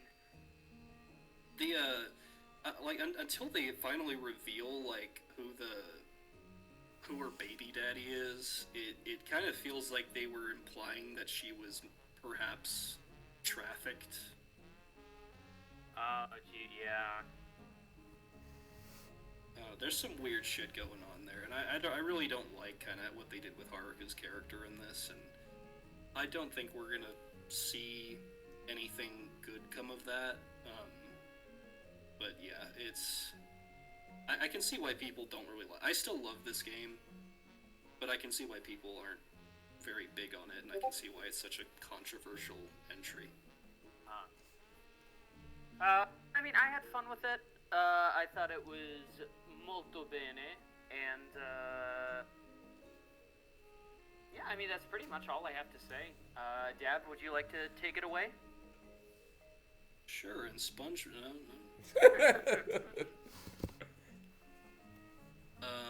Okay, well, let's go from Yakuza 6 to Yakuza 6.5. Wait, what? The Lion King's doing it. I'm gonna toast Like a Dragon Gaiden, the man who erased his name. Which is the semi-sequel, semi-prequel that takes place both in between and during 7. And in between 6 and 7. This is a hard swerve from what I thought was going to be a Nickelodeon All-Star Brawl 2 segue with SpongeBob. No. That's not why he was mentioning SpongeBob. It says, I said, take it away. No, yes, I follow, but I thought you were just deftly connecting those dots. No, I'm not that smart. Instead, we're going to talk about Like a Dragon Gaiden, the man who erased his name, which is, in fact, the full title of this video game. Because we can't do Yakuza anymore. That's it's an aged title. Now it's Like a Dragon, like it is in Japan, and I honestly appreciate that, because I think it's a good title. Wouldn't you agree, Will? Don't you think Like a Dragon is a good description of this whole franchise? I don't know. There aren't really any dragons in it. There's a dragon on his back the whole time. I You guys- may have blocked that from my memory. If you guys make this conversation drag on any further, I'm gonna follow up my original statement and commit seppuku. Let's go. Anyway, okay, so Like a Dragon Gaiden, the man who erased his name, is a video game titled Like a Dragon Gaiden, the man who erased his name. Yeah, I'm sorry, And- Dev. You cut out for vaguely video game titled point of time. Could you say the title again? So it's called Like a Dragon Gaiden, the man who erased his name, and the reason it's titled that is because the title of the game Wait, what's is it like titled? I'm sorry. It's Like a Dragon Gaiden, Okay. the man who erased his name. And that name All he right, erased is Wallace and Wallace and Wallace and Wallace. Way to go, Tommy. You ruined the joke. Alright, the only listeners we should have left are the people who have truly unconditional love for us. Yeah. So, Hi, Mom. anyway, video game. It takes place between Yakuza 6 and 7, and it feels like quite a bit of an answer to all the controversy and the sort of backlash that did exist for Yakuza 6. Which is funny to say, because even though I say that, Yakuza 6 is still considered a good game and was pretty well received overall, so, this franchise is pretty fucking fire if that's its black sheep. But this game kind of follows what happens to Kiryu after he fakes his death for the sake of the orphanage. and he's sort of become this kind of underground bodyguard slash agent. He's got a new name. They call him Joryu now instead of Kiryu. And he's got glasses. Yeah, his disguise is a pair of glasses, and he has to always wear those. Even though this is the first Like a Dragon game to introduce, full outfit customization, you always have to wear the glasses, or people might recognize him. Not like they do anyway. But it's a much shorter entry. The typical Yakuza / Like a Dragon game will run you about 15, 16 chapters. This one's only about 5. Jesus Christ. Yeah, but despite that, it is a very dense game. There is so much to do, just like any other Like a Dragon game. They have the cabaret. They brought back Pocket Circuit Racing, which is great. There's all the mini games you'd expect: karaoke, mahjong, whatever. It all takes place in Sotenbori, which you'll know is kind of like the Osaka one. It's the smallest map, honestly, out of all of them. So that kind of fits the brevity of this entry, I think. But Sotenbori's fun. There's really, beyond that, I would say the biggest thing that this game brings to the table is the arena. And basically there's this massive ship with basically a city on top of it, and when you go to the ship, you can participate in the arena, which has these massive battles, both one-on-one. Occasionally you can have dozens of guys on your side taking on dozens of guys on another side. And what's interesting about the arena is you can play as literally any character under your command, including some DLC characters like Daigo and Saejima and Majima. They are all completely playable by you, and I desperately hope that they keep that up in every successive entry, because it is really fun to be able to just play as any dipshit-looking character. You can play as Mr. Masochist, believe it or not, so... Fuck yeah! So the arena is such a great time. It will take probably as much time as you might spend on, like, the story. And speaking of, the story is very much a setup for Like a Dragon Infinite Wealth, which is coming out in a couple months here, and I'm very excited for it. Both because it is literally a direct prequel to it, but also because after you finish this game, you unlock a trial version of Infinite Wealth, which contains both a kind of a battle demo and what's called a Hawaii demo, where you basically just get to run around Honolulu and kind of just do a few side activities and shit. So it's very much trying to gear up excitement for that game, and I think it does a great job of that. A lot of the feedback that I've seen to the story of this game is that it kind of redeems 6 in a lot of ways, and some people have even said, from what I've seen, that it's what 6 should have been. And honestly, I'm inclined to agree, because it feels so much more focused. I feel like it does Kiryu so much justice, and no shade to 6, but this is, in my opinion, it exceeds that, and it's great for that. And I am so excited to play Infinite Wealth, and I mean, I'm not necessarily emotionally prepared for it. From the trailers we've seen, it is going to be a rough time, but it's also going to be a massive freaking game. I think it's going to be bigger than 5, honestly. Yeah, I mean, that's exciting as shit. On top of the fact that 8 is going to have a mode where, like, Kiryu can just stop playing turn-based RPGs and just beat the shit out of people. I like that they did that. That's a nice little balance there. It's awesome.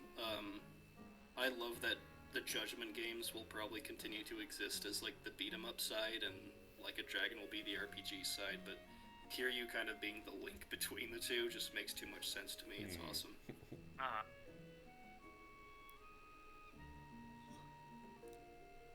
Well, that sounded like a conclusion to me. Can I, Well, actually, no. I have one more thing, and this is going to sell you, Tommy. Okay, let's hear it. Sorry. So, this game takes up approximately 80 gigabytes on your drive, and the reason for that is because about 40 of those are dedicated to the actual game, and the other 40 are dedicated to the Cabaret Club minigame.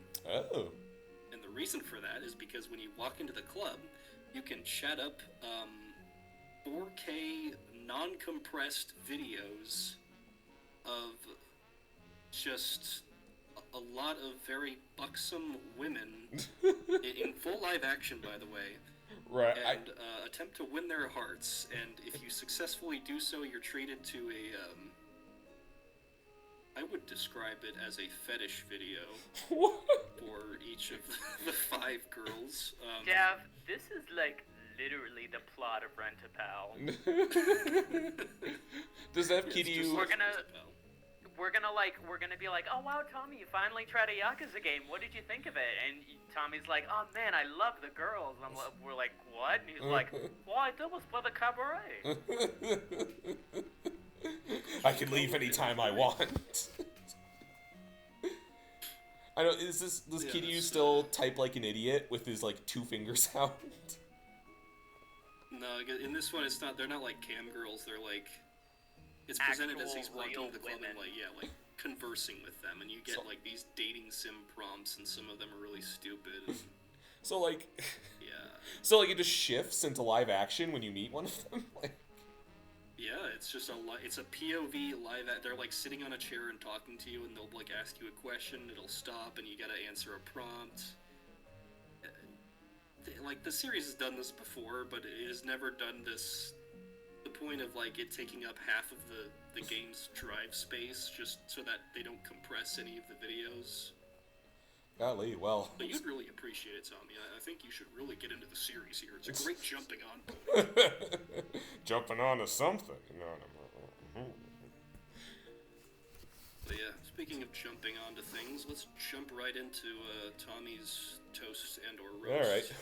Show me. Take it away. All right, well, Show me. you know, you guys gave me kind of a hard time about Wish. You know, I'm glad that nothing in the rest of this podcast can put my taste in animated cinema into question. I don't know why I brought that up when I mentioned that I watched Trolls 3 last week. Alright, we're done here. My opinion on Trolls 3 is that it gave me a small crisis. Tommy, like, I'm not saying this to like be mean, but like when you described it to me, it was like kind of a fascinating insight. So you should go into it. Yeah, of course. So Trolls, and first a little context: my relationship with the Trolls films. One of the pertinent films. That's not a relationship anybody should have. Well, Will was there when our friend Tessa was like, let's see a movie, let's make it Trolls. And I was like, what the fuck? And I walked out and I was like, you know, I don't hate it. It's a little fun. Then Trolls 2 came out, and maybe it was pandemic brain, because that was like the big home release that had to totally pivot, that everyone kind of went nuts for. We were like, oh god, movie, give me movie. But Trolls 2, kind of fucking awesome. It is about different tribes of trolls relating to genres of music. So there's like techno trolls and rock and roll trolls and country trolls, and they each have like a world, and there's fucking awesome world building. It's actually a cool fucking movie, Trolls 2. Now, Trolls 3. What is, like, just by pure media zeitgeist, what is sticking in my brain is that I'm watching an animated film in which the male lead is Justin Timberlake. Clearly cast because of his clear connections to music. He was a pop star in his prime, so of course he is Branch the Troll, who lost his grandmother because he was singing. Why isn't Mark Wahlberg then? He makes a mean cheeseburger, let me tell you. Oh, yeah. Tommy, we were unfortunate. And I didn't know this. So, like, a bit of a Did you eat side, a side thing. Sorry to hijack your thing. You're this fine. Is fucking crazy. Dav and I were on the Hollywood Strip, and we were deciding what to have for lunch. And you went to Wahlburgers by the sound of it? Yeah, I didn't know that was fucking Mark Wahlberg's, like, restaurant. And so I went in there, and, we're eating our food, and Dav just goes, yeah, Mark Wahlberg makes a mean cheeseburger. And I'm like, Jesse, what the fuck are you talking about? And then Dav was like, look around, Will. Yeah, no, that was I was just very oblivious, because Dav was like, Will, look at the wall behind me. And there's a giant picture of Mark Wahlberg, and I'm like, oh my fucking god. Will, when I tell you what Margaritaville is based on, you're gonna lose your goddamn mind. See, I knew Margaritaville before I fucking knew who, what's his name? James, all you can eat. He just died. He's dead. I went to the Wahlburger in Dallas, and I liked their shake a lot. Anyway, speaking of violent celebrities, Justin Timberlake is big in the zeitgeist right now because Britney Spears' memoir came out, and she goes into detail about how he more or less forced her to have an abortion and was a really bad partner. Terrible guy. And it just kind of dawned on me. It's like, wow, that kind of not sucks for DreamWorks, but that's some poor fucking timing that Justin Timberlake recorded his lines as Branch the Troll in 3 to 4 years in advance of Britney Spears, like, ruining his career. Fucking go figure. And then I'm watching this film, and the troll voiced by Justin Timberlake is, it's largely a jukebox musical. At some point, one of their musical montages has a joke from Lizzo. I mean, a song from Lizzo, briefly in. And I think to myself, wow, they couldn't have known that Lizzo was gonna get sued by her backup dancers for, like, forcing them to, like, I think suck on bananas in front of male models or something, while Justin Timberlake didn't know his career was gonna get ruined in 3 to 4 years of recording his lines as Branch the Troll. Discourse. Who knew all these people in Hollywood were really bad people? I mean, nobody could have possibly predicted this. And then the Amy Schumer villain. The Amy Schumer, they're Velvet and Veneer. They're two pop stars who try to steal the Trolls' musical talent. Typical stuff. They come from Mount Rageous, and I think they're intended to be, like, a parody of, they're, like, kind of vaguely Lady Gaga and Christina Aguilera, like glam pop, as opposed to, like, more, like, flowery pop that the Trolls are. And it slowly starts to connect for me that no small part of that identity is Britney Spears. So this is a movie about a character voiced by Justin Timberlake, rebelling against a character that was probably no small part a Britney Spears imprint. And I got, like, deeply troubled just, like, processing that in the theater. And then I'm like, why am I watching these again? Oh yeah, because Poppy is voiced by my favorite actress. And then, like, my soul just, like, black holed itself out of, like, it's only a matter of time, huh? It was... Anna Kendrick is gonna be like, I love to torture puppies. Yeah, one of these days. Well, that's enough about trolls. On to you, Will. No. Tommy, you haven't even said if you're toasting it or roasting it. I don't. You have not said if you're toasting it or roasting it. Here's the thing. It gave me what I look for. Well, the Trolls movies, what I find very fun about them is I really like their world building. And you know what? It's gonna sound like I'm shitting around. There's, like, every species of creature in Trolls is some kind of doll, And the best stretch of the movie is they go to a beach island where everybody's a Muppet. And they fully commit to everyone being a Muppet. Their mouths flap open and closed. Their legs are never on screen. It's so fucking good. I love the like, Trolls, every Trolls movie is like, here's a freaky little guy for you that's like vaguely in theme with things you might find around like a toy box. There's like a little intern for the villains who's like a little papery, I can't even describe it. She's like a little crumple of folded up paper. She's fucking amazing. Oh man. And like, you know, there's the plot about, and you know what? There's an amazing, you know what? Here's my last piece on Trolls 3. Is that they're getting the boy band of Trolls back together. It's called Band Together. I hope I don't have to walk you through that. And the idea is that, you know, when they... walk me through that real quick? I don't understand. Branch the Troll, the man who erased his name. Okay, I hope that makes it clear. So... What was his name? What did he erase? Wallace. Anyway. So it's like... Who? So, like, the party... So, the boy band... Because, you know, the trope of the boy band is like, oh, there's the cute one and the funny one, da-da-da-da-da. So, they're looking for... We're looking for Spruce. He's the heartthrob. He had this 6-pack of abs. And they're like, oh, there's him over there on this beach world. And he's, like, got a big belly. He's been living on the beach. He's surfing. He's living his best life. They don't make one fucking joke about him. And Poppy checks him out and goes, he's the heartthrob? And just observes him for a moment and goes, oh, I see it. Meaning, Trolls 3 does plus-size representation better than Avengers Endgame and deserves more money. That's my case. We're closing it out. Trolls 3, everybody. Made me feel a lot of strange things. You did not sell me on that, but I feel like I sold you on Like a Dragon Gaiden, the man who erased his name. Yeah, quite possibly. Like a Dragon Gaiden, the man who erased his name? Yeah, Like a Dragon Gaiden, the man who erased his name.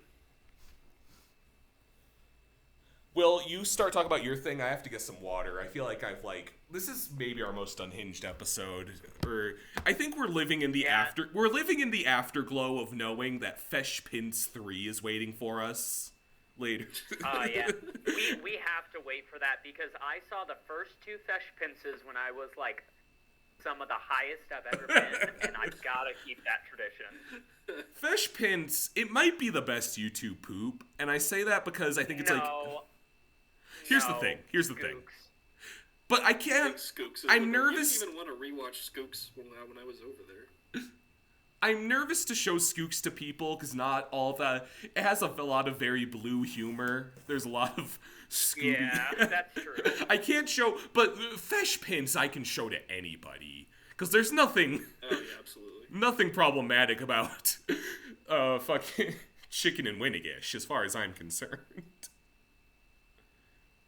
My favorite is still Better Call Finger. Oh, that's actually meow meow meow meow meow meow meow meow meow meow. Listen, like it's completely constant, unending, just chaos. The entire video. There's not a single moment to breathe when you're watching that. It is just completely off the wall. I think it's a pretty good Holy Trinity: Skooks, Fesh Pins, and Better Call Finger. Maybe the Sky Had a Ouija is kind of the grandfather. It maybe hasn't aged as well, but we wouldn't know where we are without it. That's a classic. Yeah, it's like the fucking, it's like the Citizen Kane of YouTube poops. Yeah. Like, you understand why it's important, but at the same time, no one really wants to watch Citizen Kane. Well, thank you for tuning in. Okay, Will, go ahead. I need some water. Okay, well, get the water. Okay, so I was going to toast Attack on Titan, because I'm watching that with my partner. And the thing is, though, we are not done with Season 1, so I don't want to, like, go into stuff and then someone comments, like, wow, I can't believe, fucking, like, Superman turned out to be the female Titan. You're not even close to the peak of the series, anyway. Hell yeah. Either way, just like, tiny little recommendation. Attack on Titan, good. As far as something else goes, excuse me, I want to toast a specific episode of Creepshow that may be my favorite episode yet. Still have to show this to Chomi. But this episode... So, first of all, Creepshow is on Shudder. It is kind of like an anthology series. Most of the episodes are like either very hit or miss. There is an episode that is like straight up Evil Dead, except Ash Williams is Bob Ross. What? To the point. Yeah, no, they even get they get Ted Raimi and the Necronomicon. Okay, I gotta check that out. They call them Deadites. They say groovy. They do it's basically another Evil Dead. What the hell? Yeah, except if Bob Ross was the chosen one. No, so Creepshow overall is like, it's on Shudder, so it's a very, like, I'd say smaller type thing, like it's no Invincible, but it's still very solid. Was this episode, I think, in season 4, right? I'm not sure what episode you're referring to. 1 second, let me find, oh, I guess this is, season 3, here we go. Okay, so this episode is called, the first one is called Time Out, second one is called The Things in Oakwood's Past. This did come out in 2021, so spoiler alert. These are, okay, first off, I want to talk about The Things in Oakwood's Past. It's the only animated segment out of the entire show. It features Mark Hamill as like the mayor of this town. And basically the deal with this town is that multiple times the entire town has just gone missing. Like, everything's fine, the people just disappear. And so, this girl who's like the daughter of the mayor is trying to figure it out. And then it turns out that, like, there's this time capsule that she's like, oh, we have to open the time capsule because that'll save us all. And then it turns out that the time capsule is actually the thing that triggers what happens. And these fucking Lovecraftian abominations that have some of the most creative designs ever come out. And honestly, it's, because there are Creepshow episodes where the budget shows, where it's like, okay, this is, this is a Shudder original. Which, and again, like, no shade on Shudder, I think it's a fantastic streaming service, but, they are a little bit of a, I guess, lesser-known one. Yeah. But when the monsters come out, it's fucking breathtaking. It's clear that every monster was designed by a different person, because they all look exactly like something that one person would find incredibly scary. So, like, one of them is like a slithering mass of tentacles, and then, others are just like a giant eye. Which I think, like, if you're gonna do Lovecraftian horror, that's kind of the way you gotta go. Because, like, a big part of Lovecraftian horror is the unknown, is the fact that, we don't really, even as we're reading it, we don't know what's going on. So it's cool to be like, oh, hey, these are just, like, a bunch of monsters, and, it kind of seems like everyone was given the task to draw the scariest monster. And I feel like that's kind of a perfect way to approach Lovecraft, just taking, like, these unknowable creatures and making them look nothing like each other, making them look just completely separate in entities. It just makes, like, the fear of the unknown so much better. This is definitely one I gotta show you, Chomi. Mm-hmm. It's incredibly solid. Is that the one you were texting me about, where it's like the premise kind of all revolves around memories? I'm kind of blanking on the specifics, honestly. I don't remember about memories. This is an episode that I told you about. Okay. Yeah. So then, the first part of this segment, so first of all, it ends incredibly with that. The first part of this segment is a segment called Time Out.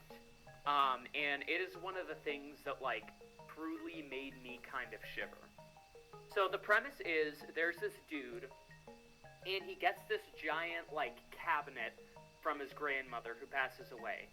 The grandmother says, don't go in it without the key, and, you can trick time, but you can't escape it.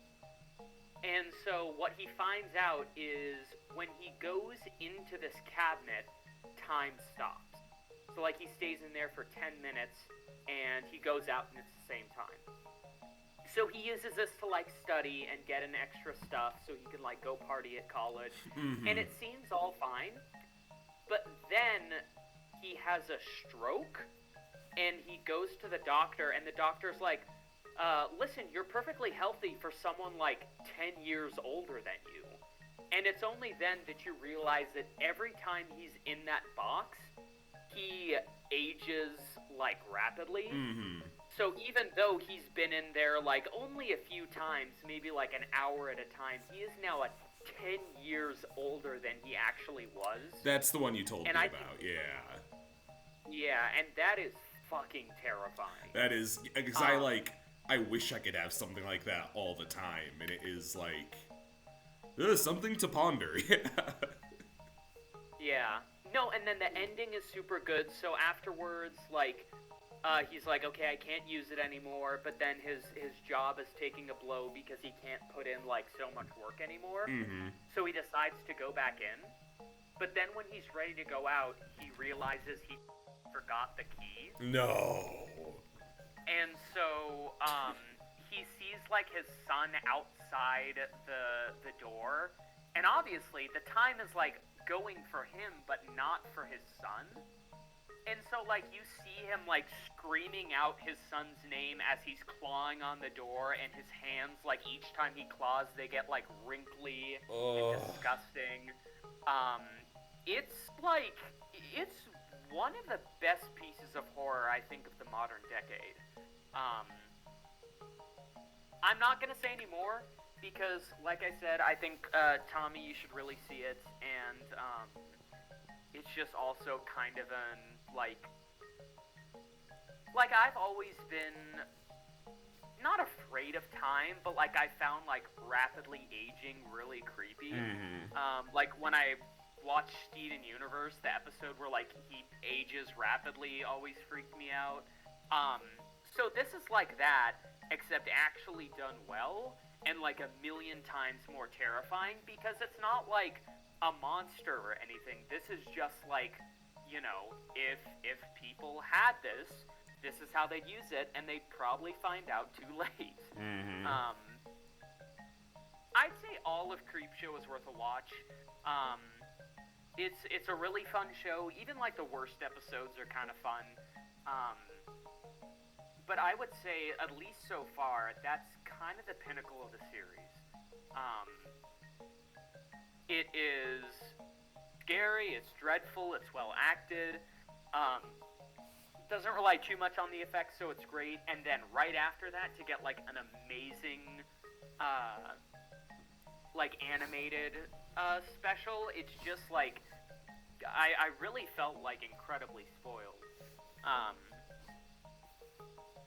So yeah, I guess this is a big toast for that episode of Creepshow. Again, it's in season 3, episode 5, Time Out and the Things in Oakwood's Past. And just kind of an overall recommendation for Creepshow, because like I said, I don't think it's perfect. There are some episodes that are very, very bad. But overall, it's a really fun ride.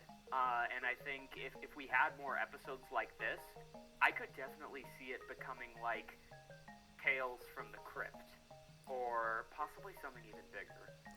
I was gonna say, I kind of thought I saw you logging all these episodes on Serialized, and I thought this was like, I thought this was like an older show that you were watching, but it's like a streaming exclusive. Yeah. So there were 2 Creepshow.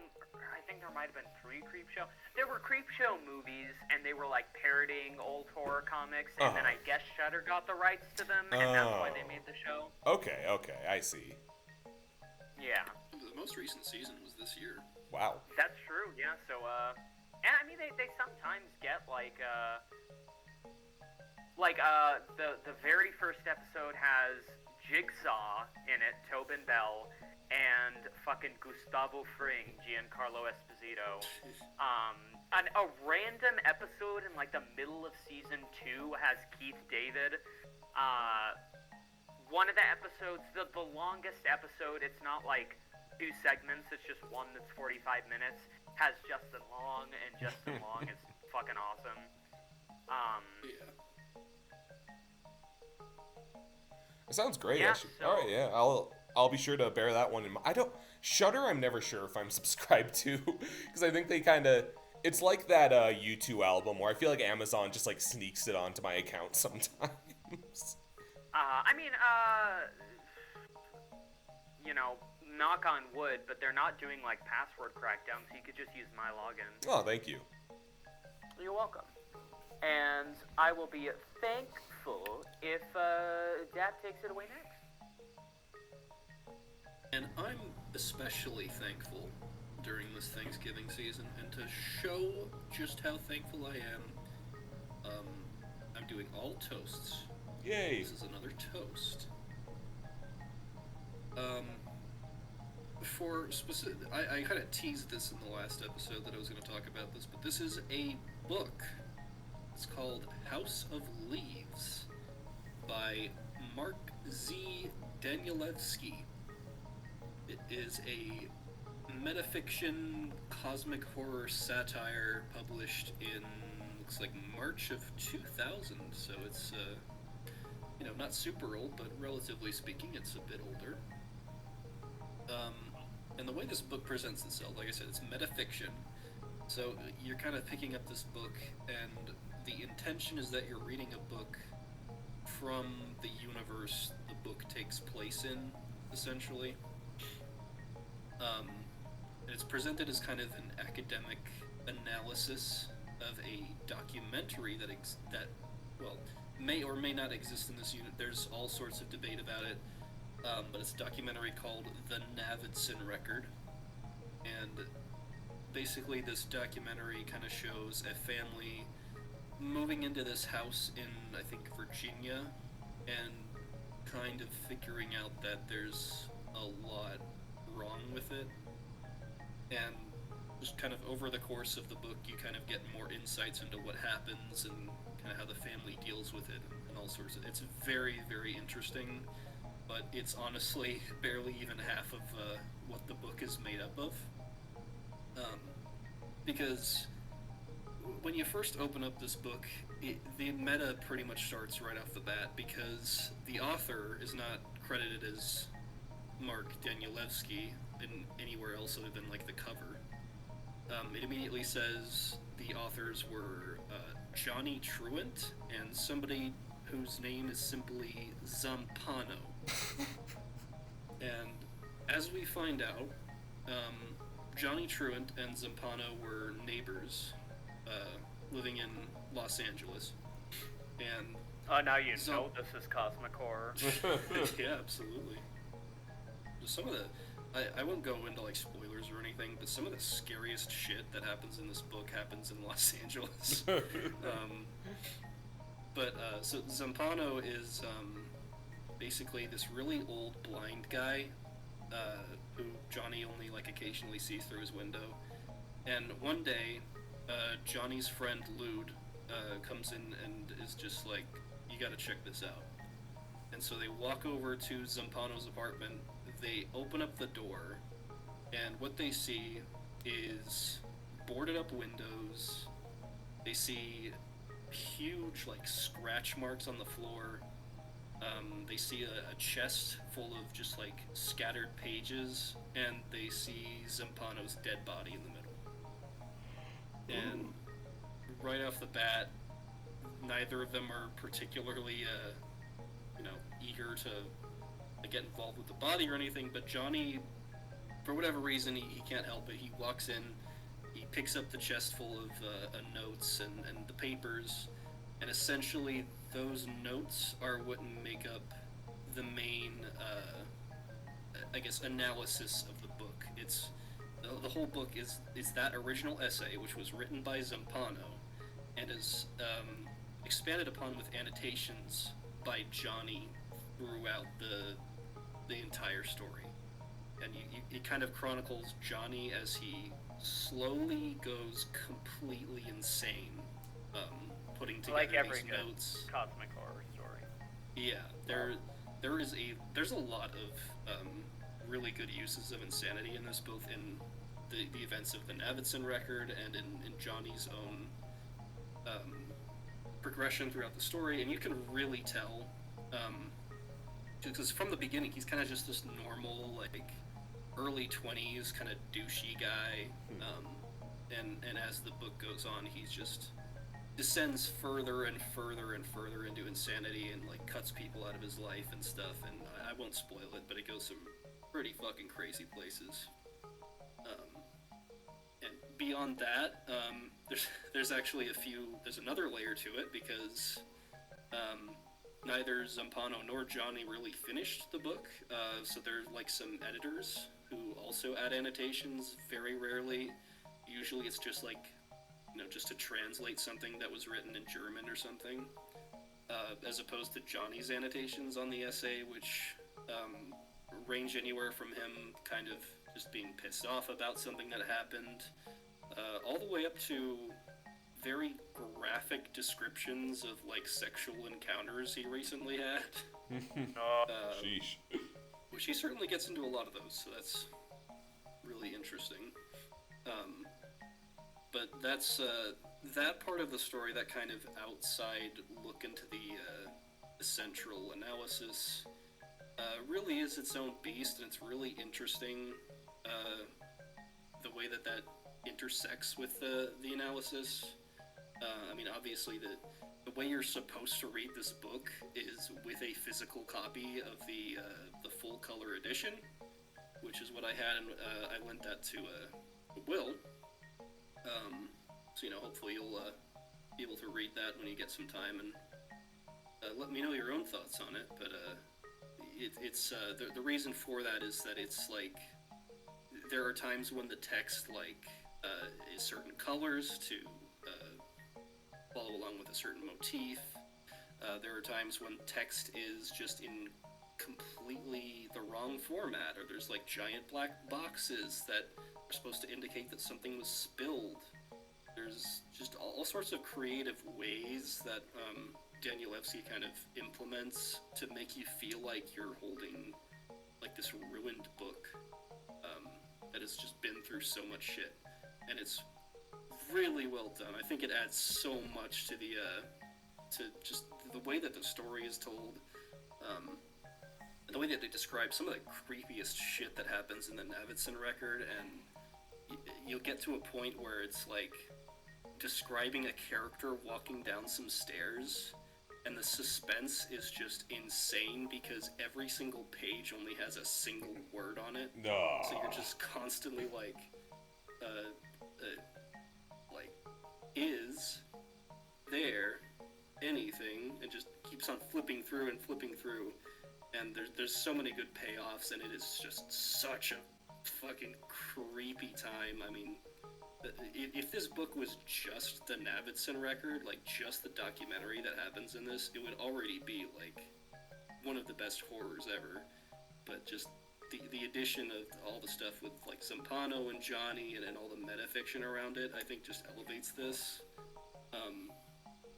Truly, I mean, this turned out to be, like, I'd probably be comfortable saying this is my favorite book ever. It's just so fucking good. I love shit like that. That has me really excited, because my favorite book ever, I would probably say, is Coraline. But, like, I've never read the original Coraline. Oh, it's really fucking good. I, like, love everything Neil Gaiman does. But, like, I haven't, like, read a book all the way through in a while. And so, like, this is the one that's, like, getting me back in, has me very excited. Yeah, the last book I read for fun was like it was in 1984, and that was like 3 or 4 Man, you years read a ago. book all the way back then? No, I read the book 1984 like 4 years ago, and I'm usually not a book person. I really was in like middle school and stuff, but lately I don't feel like I usually have a lot of time or patience to give to books. But this thing had me hooked like nothing. I could not believe just how much I was staying up like hours into the night and going into work super tired because I just wanted to know what happened next, and it's you're in for a really good time, I think. Hell yeah, I can't wait. This sounds, yeah, really fucking cool. And you said like 2007 is when it was written? 2000. And it's only really getting popular like now, right? Relatively. I don't. It's a relatively popular book overall. I think it's. I think one of the biggest surges lately was the Super Eye Patch Wolf talked about it. That's kind of what turned me onto the idea of reading it. Because it's an interesting it's pretty easy to sell. Like, okay, it's a horror book, it's a metafiction horror book, and there's fucked up pages, and it's really cool. That just sounds very enough to kind of get people in. And that sounds very of like the time of 2000, where every book had like, I don't want to say a gimmick, but people just love to play with what you can do with a page. So that sounds like cool as fuck. No, absolutely, and a lot of this I would say is kind of ahead of its time in a lot of ways because it's. I know that this is like after like Blair Witch and shit, but it's what I would describe as like, and maybe this might turn you off, Tommy, but I just hear me out. Mm-hmm. It's kind of like an analog horror in book form in a lot of ways. Hell yeah. I'm open to it. I have an open mind. Yeah, because the documentary, the Nabbitson record, was released in the 90s, and all the events that happened in it happened in like the very early 90s. So there's a lot of like descriptions of like VHS sort of effect, and just the way that the videos were put together. Kind of one thing it does to hook you from the start is it kind of gives you like there's multiple what they call explorations of the house. And I should probably give a little bit more itself. The house is obviously they move into this house in Virginia. The first thing that they notice is wrong with it is just one day out of nowhere a closet appears that links the master bedroom to the kids' bedroom, and inside it is just completely dark. And when they measure it, the house from like window in the parents' bedroom to window on the kids' bedroom from the inside, and then do the same thing from the outside, it's a 1/4 inch difference no matter how accurate of tools they use. They just cannot for any possible way figure out where that 1/4 inch is coming from. And they track down some like high skilled construction workers, they get some massive equipment, and no matter what they do, it's always a 1/4 inch off. And that's kind of the kickoff to it, and it literally spirals out of control from there. God damn. The descriptions of the house and like the hallways and stuff are so dreadful. It's awesome. I really love how they're kind of put forth in this. Sounds fucking terrific. Yeah, I had a great time with it. I think that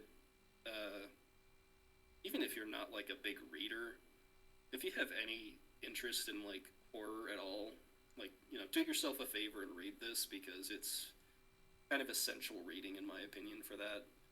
It's not for everybody. I think you'll realize pretty early on if you don't like it. But I don't know. I feel like both of you would really be into this. Yeah, it sounds cool as hell. Oh yeah. Yeah. I'm trying to be a bit more of a open-minded reader, especially because books are kind of a hack for when you're bored at work, because I can't bring my fucking Nintendo Switch to work, but no one asks any questions if I'm reading them. Even if it's the most degenerate possible fucking comic, no one asks questions if I'm reading in my downtime, so, yeah. My work is the opposite. If you bring a book in, everybody looks at you weird. But you do bring in your Steam Deck often, right? Oh, yeah, I bring my Steam Deck, like, every day, and everybody's into that. I mean, I always played on my lunch break. But, yeah, a book, people look at you. Like, somebody did once, and everybody kept on asking him questions. Where's the on button? Why can't I scroll? I don't think I could read this book, like, in public at all, though, because there's, like, a lot of moments where you're, like, turning it sideways and upside down, and people would probably think you're insane. Me looking at Dav reading House of Leaves on the bus and going, every time he turns the page. Doing the emoji, you all knew the one. Anyway, I'm gonna pass it off to you now, chummy. Alright. The game that's been kind of my big time poison has been Ghost Trick Phantom Detective. And I'm going to talk about that. So this was a big cult classic, I think, DS-ware game.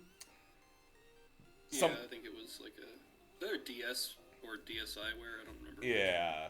It was really big on the... I mean, not really big, but it had a very, very dedicated audience in that era.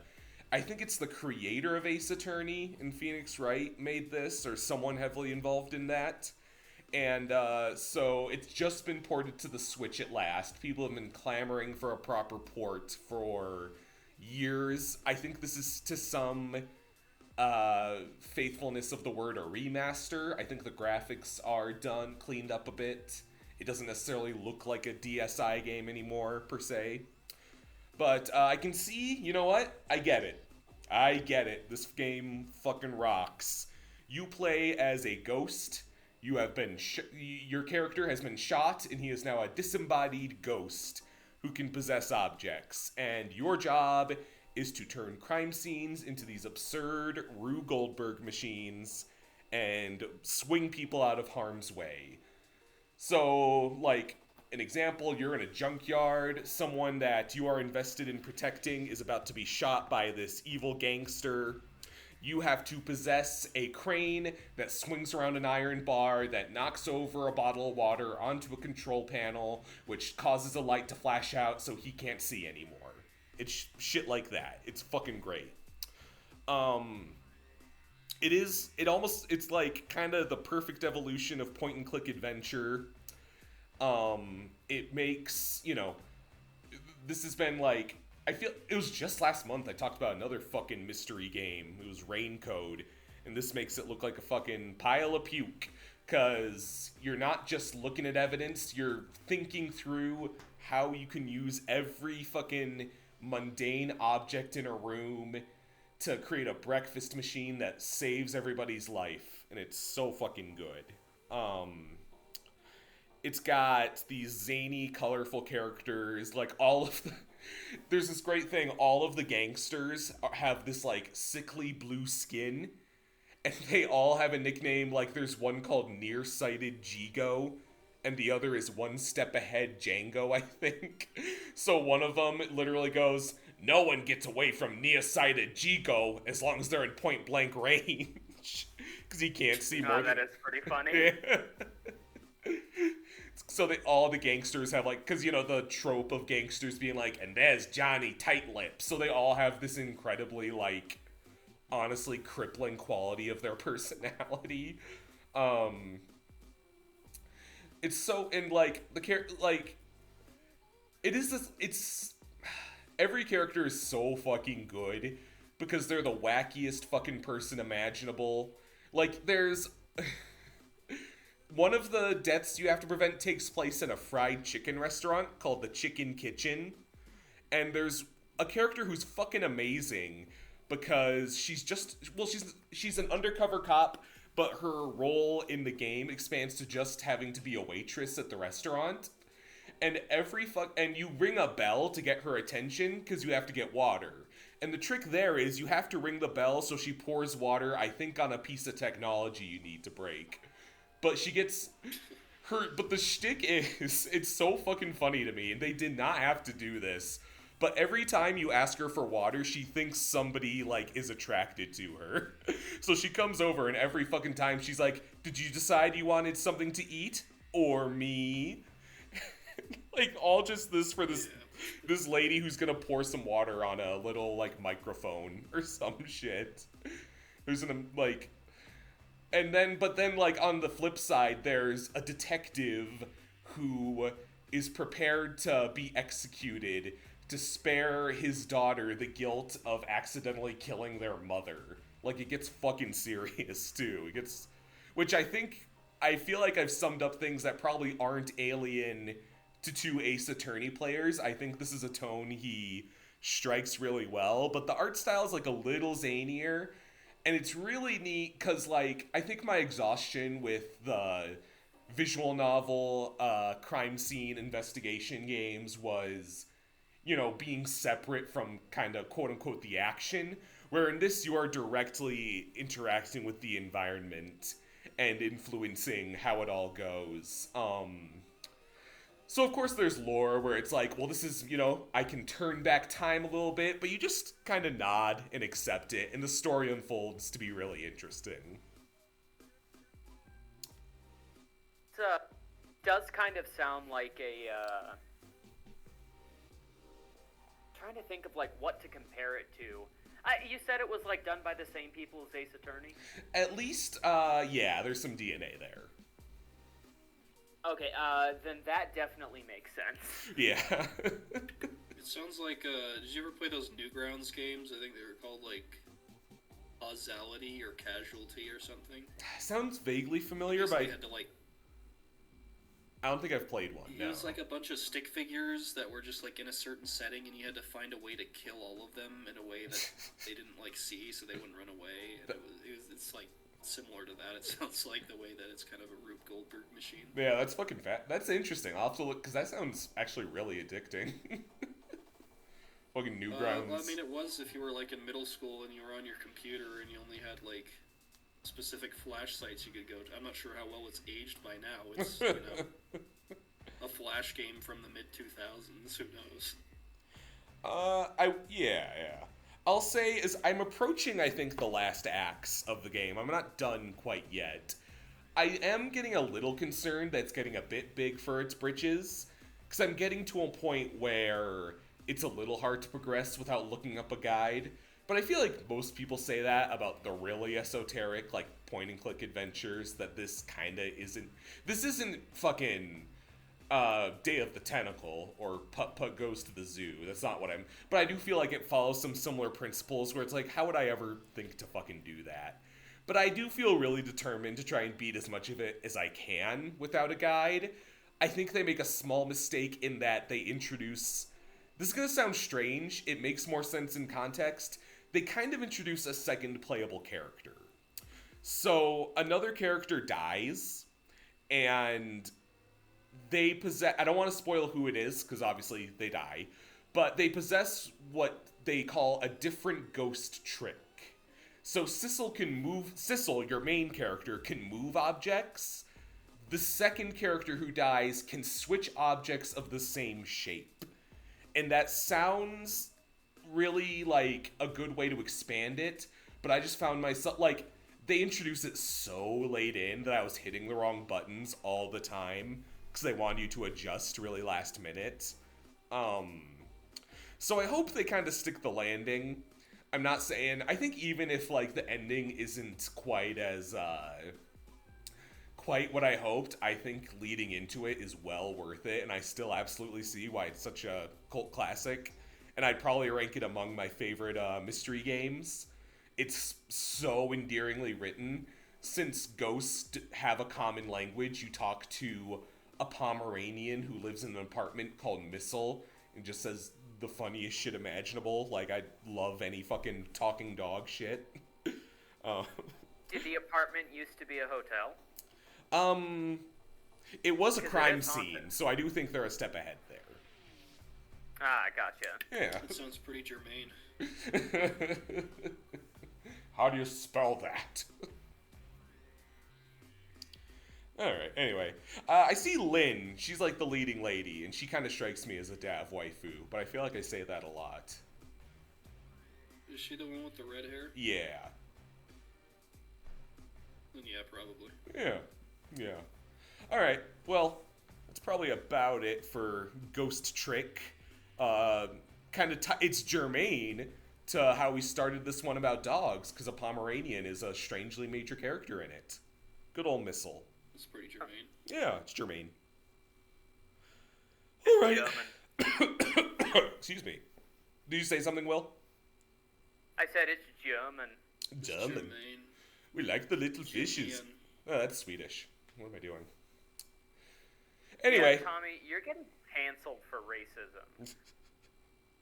Well, you're getting canceled because you don't like Thomas the Tank Engine. Bah, bah, bah, bah.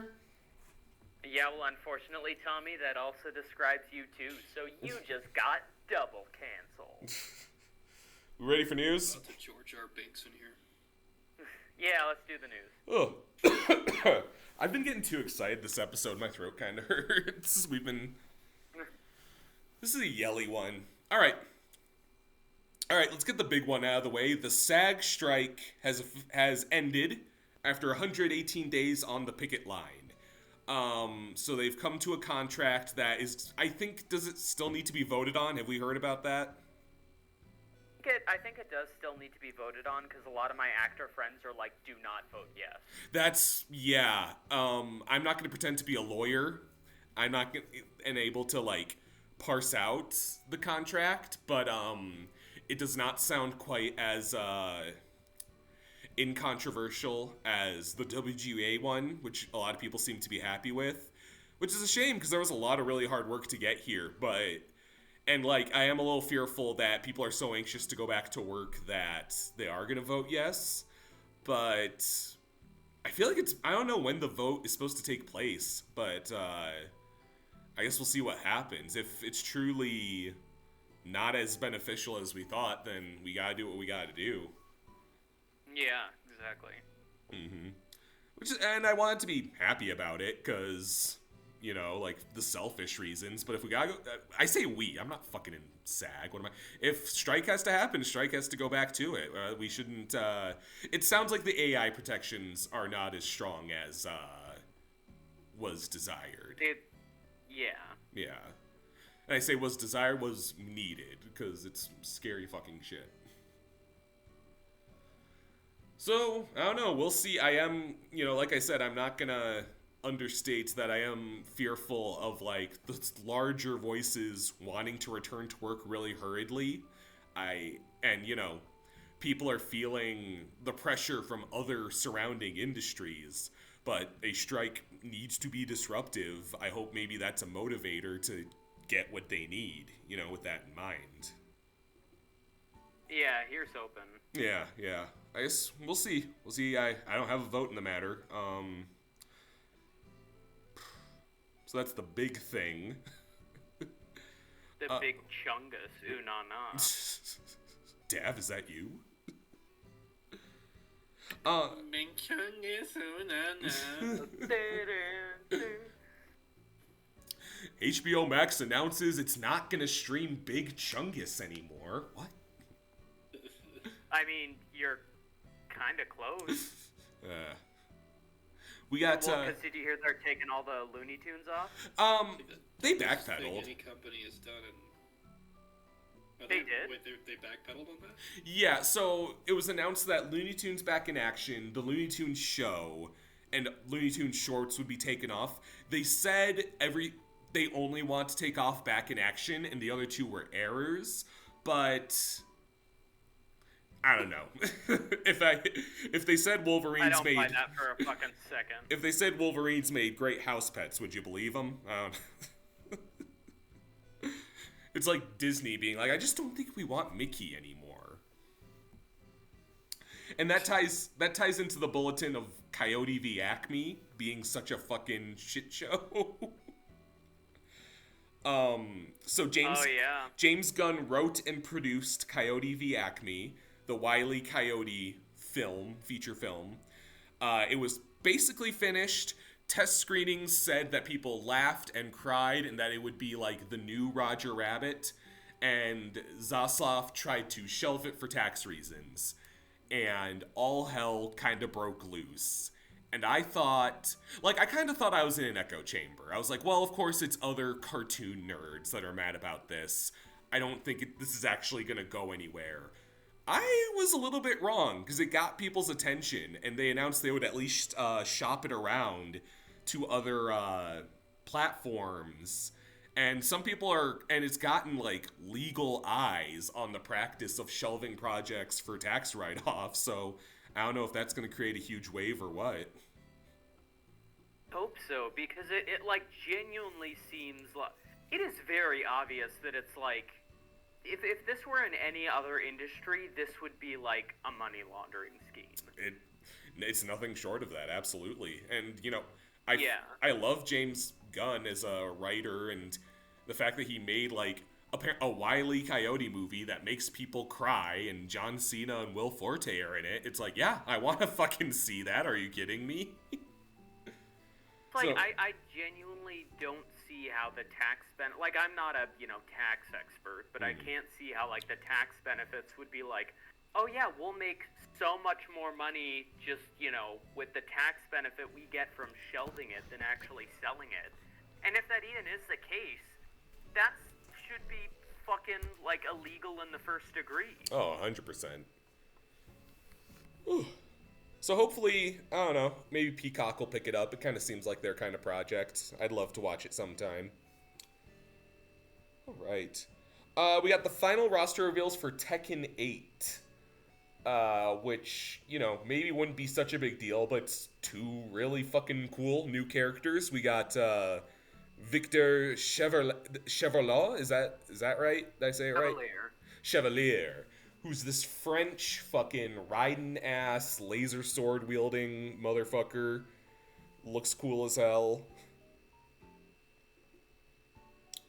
Yeah, Victor did the impossible. Made me like a French person. No, it's very weird, because, like, Victor looks fucking awesome, and then I go to the Tekken subreddit, and they're like, Victor looks stupid. It's like, are we watching the same fucking thing? Well, they were okay with fucking Elisa and her chainsaw coochie for 10 years. What's the big deal here? Yeah, honestly. No, everyone's always like, these new Tekken characters are appealing to Zoomers. And it's like, what fucking Zoomer is gonna be like, man, I really love, like, an aging fucking French guy? Yeah. Fucking no, lazy. I think, like... If anyone from the Tekken subreddit is listening to this and you didn't like Victor Chevalier, you have no friends, no money, and no bitches, and you never will. And we also got Reina, who was not to be outdone. She is one of Heihachi's many bastard children. I don't know if that's okay to say, but it's true. It's a technical term. Yeah. That's what she is. She's a bastard. She's in, like, insane drip. I kind of want her coat. And she's got the Ramona flowers hair streak of purple. She's doing, like, she's sitting in the throne in Heihachi's old stage, and she's like, let's fucking go. And she's like, a little bit Asuka, but then she, like, gets fucking serious and is like, I'm gonna fucking kill you, and slams down your skull. The thunderbolts shape like fucking Heihachi's eyebrows. It's fucking great. I love it. Yeah, Reina does look really cool. Obviously Victor is my kind of go-to for this, but I think, I think the fact that, like, I have no Street Fighter character in 6 has even made me feel like an iota of the hype I feel for Reina. And when Reina got leaked, I was like, this is the stupidest fucking idea ever. But honestly, like, Tekken's kind of blowing it out of the park. Mm-hmm. Every character just looks like a ton of fun to play. Harada seems to have really doubled down that Heihachi Mishima's gone forever, which is a bummer, but I do think it has to do with his voice actor passing away, too. Yeah, well, and also, like, characters can stay dead. Yeah. I just wonder if they do like I guess if they do like Tekken Tag again, they could just reuse his old voice clips. Yeah. Few people were like saying that, oh, they're gonna bring Heihachi back, but he's gonna be a robot. They're gonna do Mecha Heihachi, and I'm like, guys, no, they're not. I don't want them to like if like Lee, being a little shitmonger that he is, built a combot that looked like Heihachi and like did it as a business scam, that would be like kind of a neat little thing, but it can't be like Cyber Heihachi's corpse, you know? Yeah, like a fucking, it's Cyber Akuma. Yeah, no, this isn't. Even though Cyber Akuma's fucking awesome. Yeah, this that isn't. That only really works in the Versus series. Exactly. Tekken 8, I guess, gonna be the first big new release I pick up next year, because it's coming up January. Fucking A. Hell yeah. Fucking cool. The beginning of next year is just way too stacked. I know.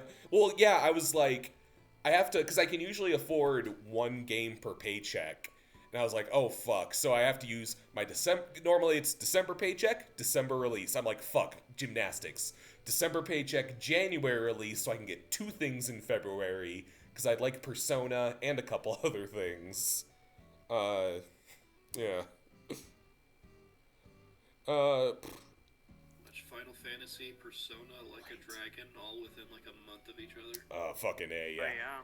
Oh, yeah. Is Final Fantasy, you're gonna tell me it's worth jumping on. I'm sure, if I ask.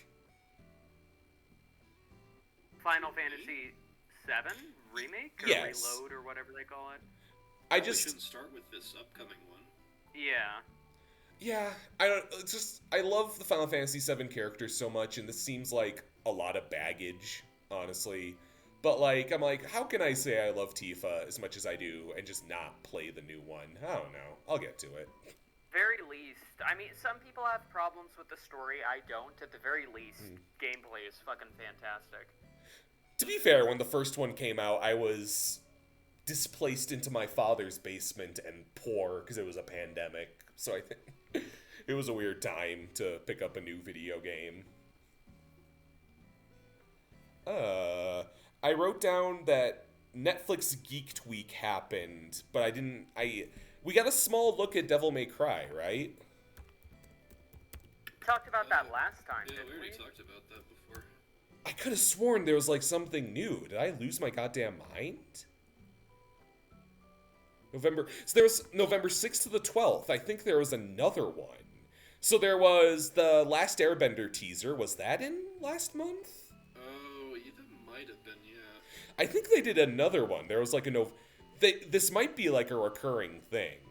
Yes, because we got the Yu Yu Hakusho trailer, which nobody fucking texted me about it. I don't give a shit that one of my favorite animes live action now. You cannot get me to give a shit. I'll always have the anime. The Terminator anime was announced. Right. Do you think they'll get Arnold?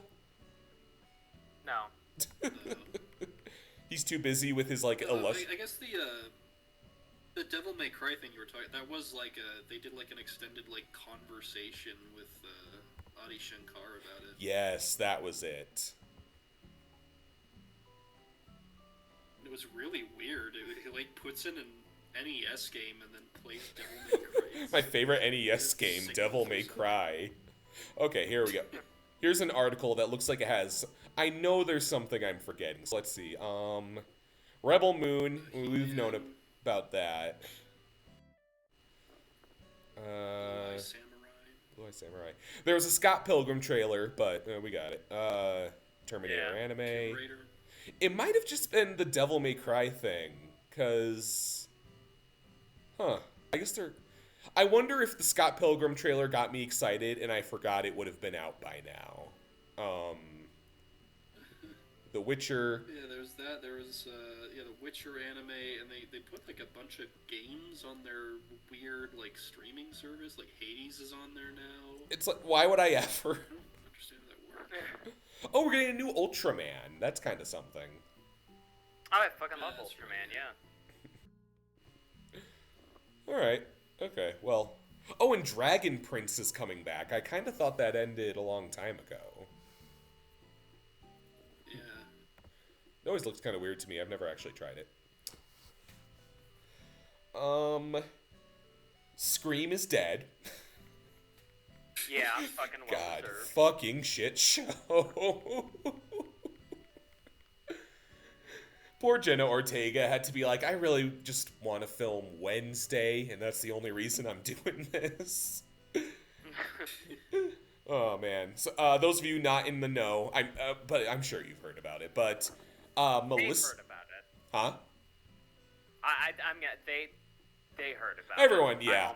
Melissa Barrera said that genocide bad, and they were like, you're out of here, so Jenna Ortega's like, bye! And that's their two main characters, who are like the daughters of the original Ghostface, no longer in the movies, so they are fucked. I hated that first new Scream with them. Then 6 kind of hit a good stride, and now, well, it's not going anywhere. I don't know what they're going to do now. Jenna Ortega continues to be queen. Wonderful. Zelda movie is going to happen. Oh, God. This time they are going to use My Life is Like a Video Game. Who? Let me look up the director again. It's like the Maze Runner guy. I think so. Well, I mean, the dude who, like, basically ruined Spider-Man 3 is producing it, so... Oh, yeah, Avi Arad, right? Yeah. Yeah. Wes Ball, that's his name. Yeah, I would kill myself if my last name was fucking Ball. So let's see, he's written a few things. No, I guess it's just the Maze Runner stuff. Oh, he's gonna direct the new Planet of the Apes. I feel like that's gonna be the real trial run. Sheesh. Did we mention Madam Web already? No. I don't think we need to mention Madam Web because it doesn't exist. It's not a real movie. It's not a real movie. You said Garfield looks like a laundering scheme. What even is Madam Web? Madam Web is like... I think it's gonna come out that, like, everything about Madam Web is, like, a very advanced AI computer, like fucking Joan is awful. I think if you ask Sydney Sweeney if she's in that film, she'd be like, of course not. What? Oh, fucking Spider-Woman.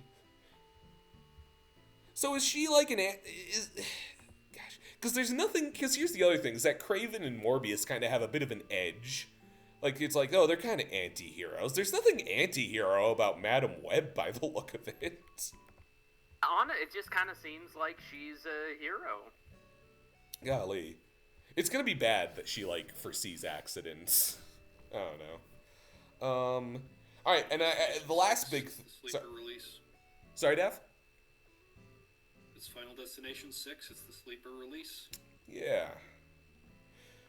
We got the Game Award nominees. Oh, Yeah, yeah. yeah. No word on if Sydney Goodman is hosting the pre-show this year. Has me kind of scared. Fingers crossed. So my game... chummy. I always complain, like, oh, my Game of the Year is never up for Game of the Year. It kind of is this year. I should cut that, because I don't want to give away the Toasties. Maybe I should just cut that. But it's like a game I like... You should. That's horrible, Tommy. Oh. Fucking just put me out to pasture. But Mario Wonder feels like a bit of a... Was Mario Odyssey up for Game of the year that came out? Yeah, 2017, yeah. Even as someone who would, like, choose Wonder over Odyssey, Wonder feels like a bit of a gimme for, like, the big new Mario. I love that game, but I have a hard time imagining it truly has the same audience as the rest of the Game of the Year stuff often is, even compared to Odyssey. That said, I do kind of ask for that a lot of years. I don't think it's going to win, though. Yeah, I don't see anything other than Baldur's Gate 3 winning. Yeah. Wasn't there something else? Fucking bald people. There's, so all the Game of the Year is Alan Wake 2, Baldur's Gate 3, Spider-Man 2, RE4, Mario Brothers Wonder and Tears of the Kingdom. You don't think Tears of the Kingdom could beat Baldur's Gate? No, mostly because like Breath of the Wild won back in 2017, and I know they like to give like FromSoft a lot of repeat like wins, but I feel like at this point they're probably not gonna give it to Nintendo for like another Zelda game that's basically the same as the first one. That's true. What year? Baldur's Gate 3 was just like a big like social media phenomenon too. Yeah, it is pretty huge. I do think. What year was the first Spider-Man? 2018. That was a nominee then too. Did it win, or what won that year? The winner that year was God of War. Okay. Yeah, it was God of War. Makes sense. Yeah, I feel like that was a stacked year too. That was up against like Red Dead Redemption 2. Mm-hmm. I feel like a Spider-Man win is like in the air, but like there's always something. I guess not against Baldur's Gate and not against God of War, so I guess not quite yet. I don't see Spider-Man 2 winning. I feel like it's like a very good game, and I really enjoyed it, but it's like divisive enough that I can see people just not voting for it. I see. And yeah, probably Baldur's Gate 3. Jeff Keighley got in a little trouble for picking Dave the Diver for indie game when it like simply isn't. Fucking it turns out. rightfully so. Yeah. What the hell? What the hell? Could have picked Pizza Why is Tower. Pizza Tower not there? Yeah, Pizza Tower is fucking great. It's only in like best debut indie. That sucks. Let's see. Game Awards nominees. Let's see what else there was. Best adaptation. Best mobile games. Let's see. Best adaptation had there was something in Gran Turismo was in best adaptation. Gran Turismo. It's just fucking hilarious. Next to like Twisted Metal and Castlevania Knockout. Oh, yeah. Last of Us. Just today. Mario movie. Just today we got the Fallout pictures. What do we have thoughts on that? Yeah. I like the way the power armor looks, and I think the ghouls look pretty neat, but I don't have much faith that the show's going to be very good. I love Ella Purnell, so I hope she's not subjecting herself to mid. Fighting game. At least all of the fighting game nominees ostensibly are fighting games and not fucking Sifu. We got God of Rock, which I've never heard of. Mortal Kombat, Street Fighter, Nickelodeon All-Star Brawl 2, and Pocket Bravery. I think NRS usually takes it. I think it's going to be MK1. Do they really? Really? I think it's going to be Street Fighter 6. Injustice or MK. I don't think every time NRS has been nominated for Fighting Game of the Year, I think they've won it. But MK1 has so much baggage, dude. Like, I don't know. But also I totally agree with you.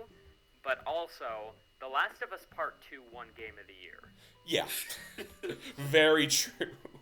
My argument is invalid. They just won Game of the Year that year. They won like every award that year. Best Game Direction is basically almost the same as Game of the Year. Best... Just for the record, I voted for All-Star Brawl 2 for Best Fighting Game. Well, that's the one you've played, I feel like. Well, that's also what deserves it as the best fighting game ever made, and don't let anybody ever tell you differently. Your boy Hi-Fi Rush is up for Art Direction.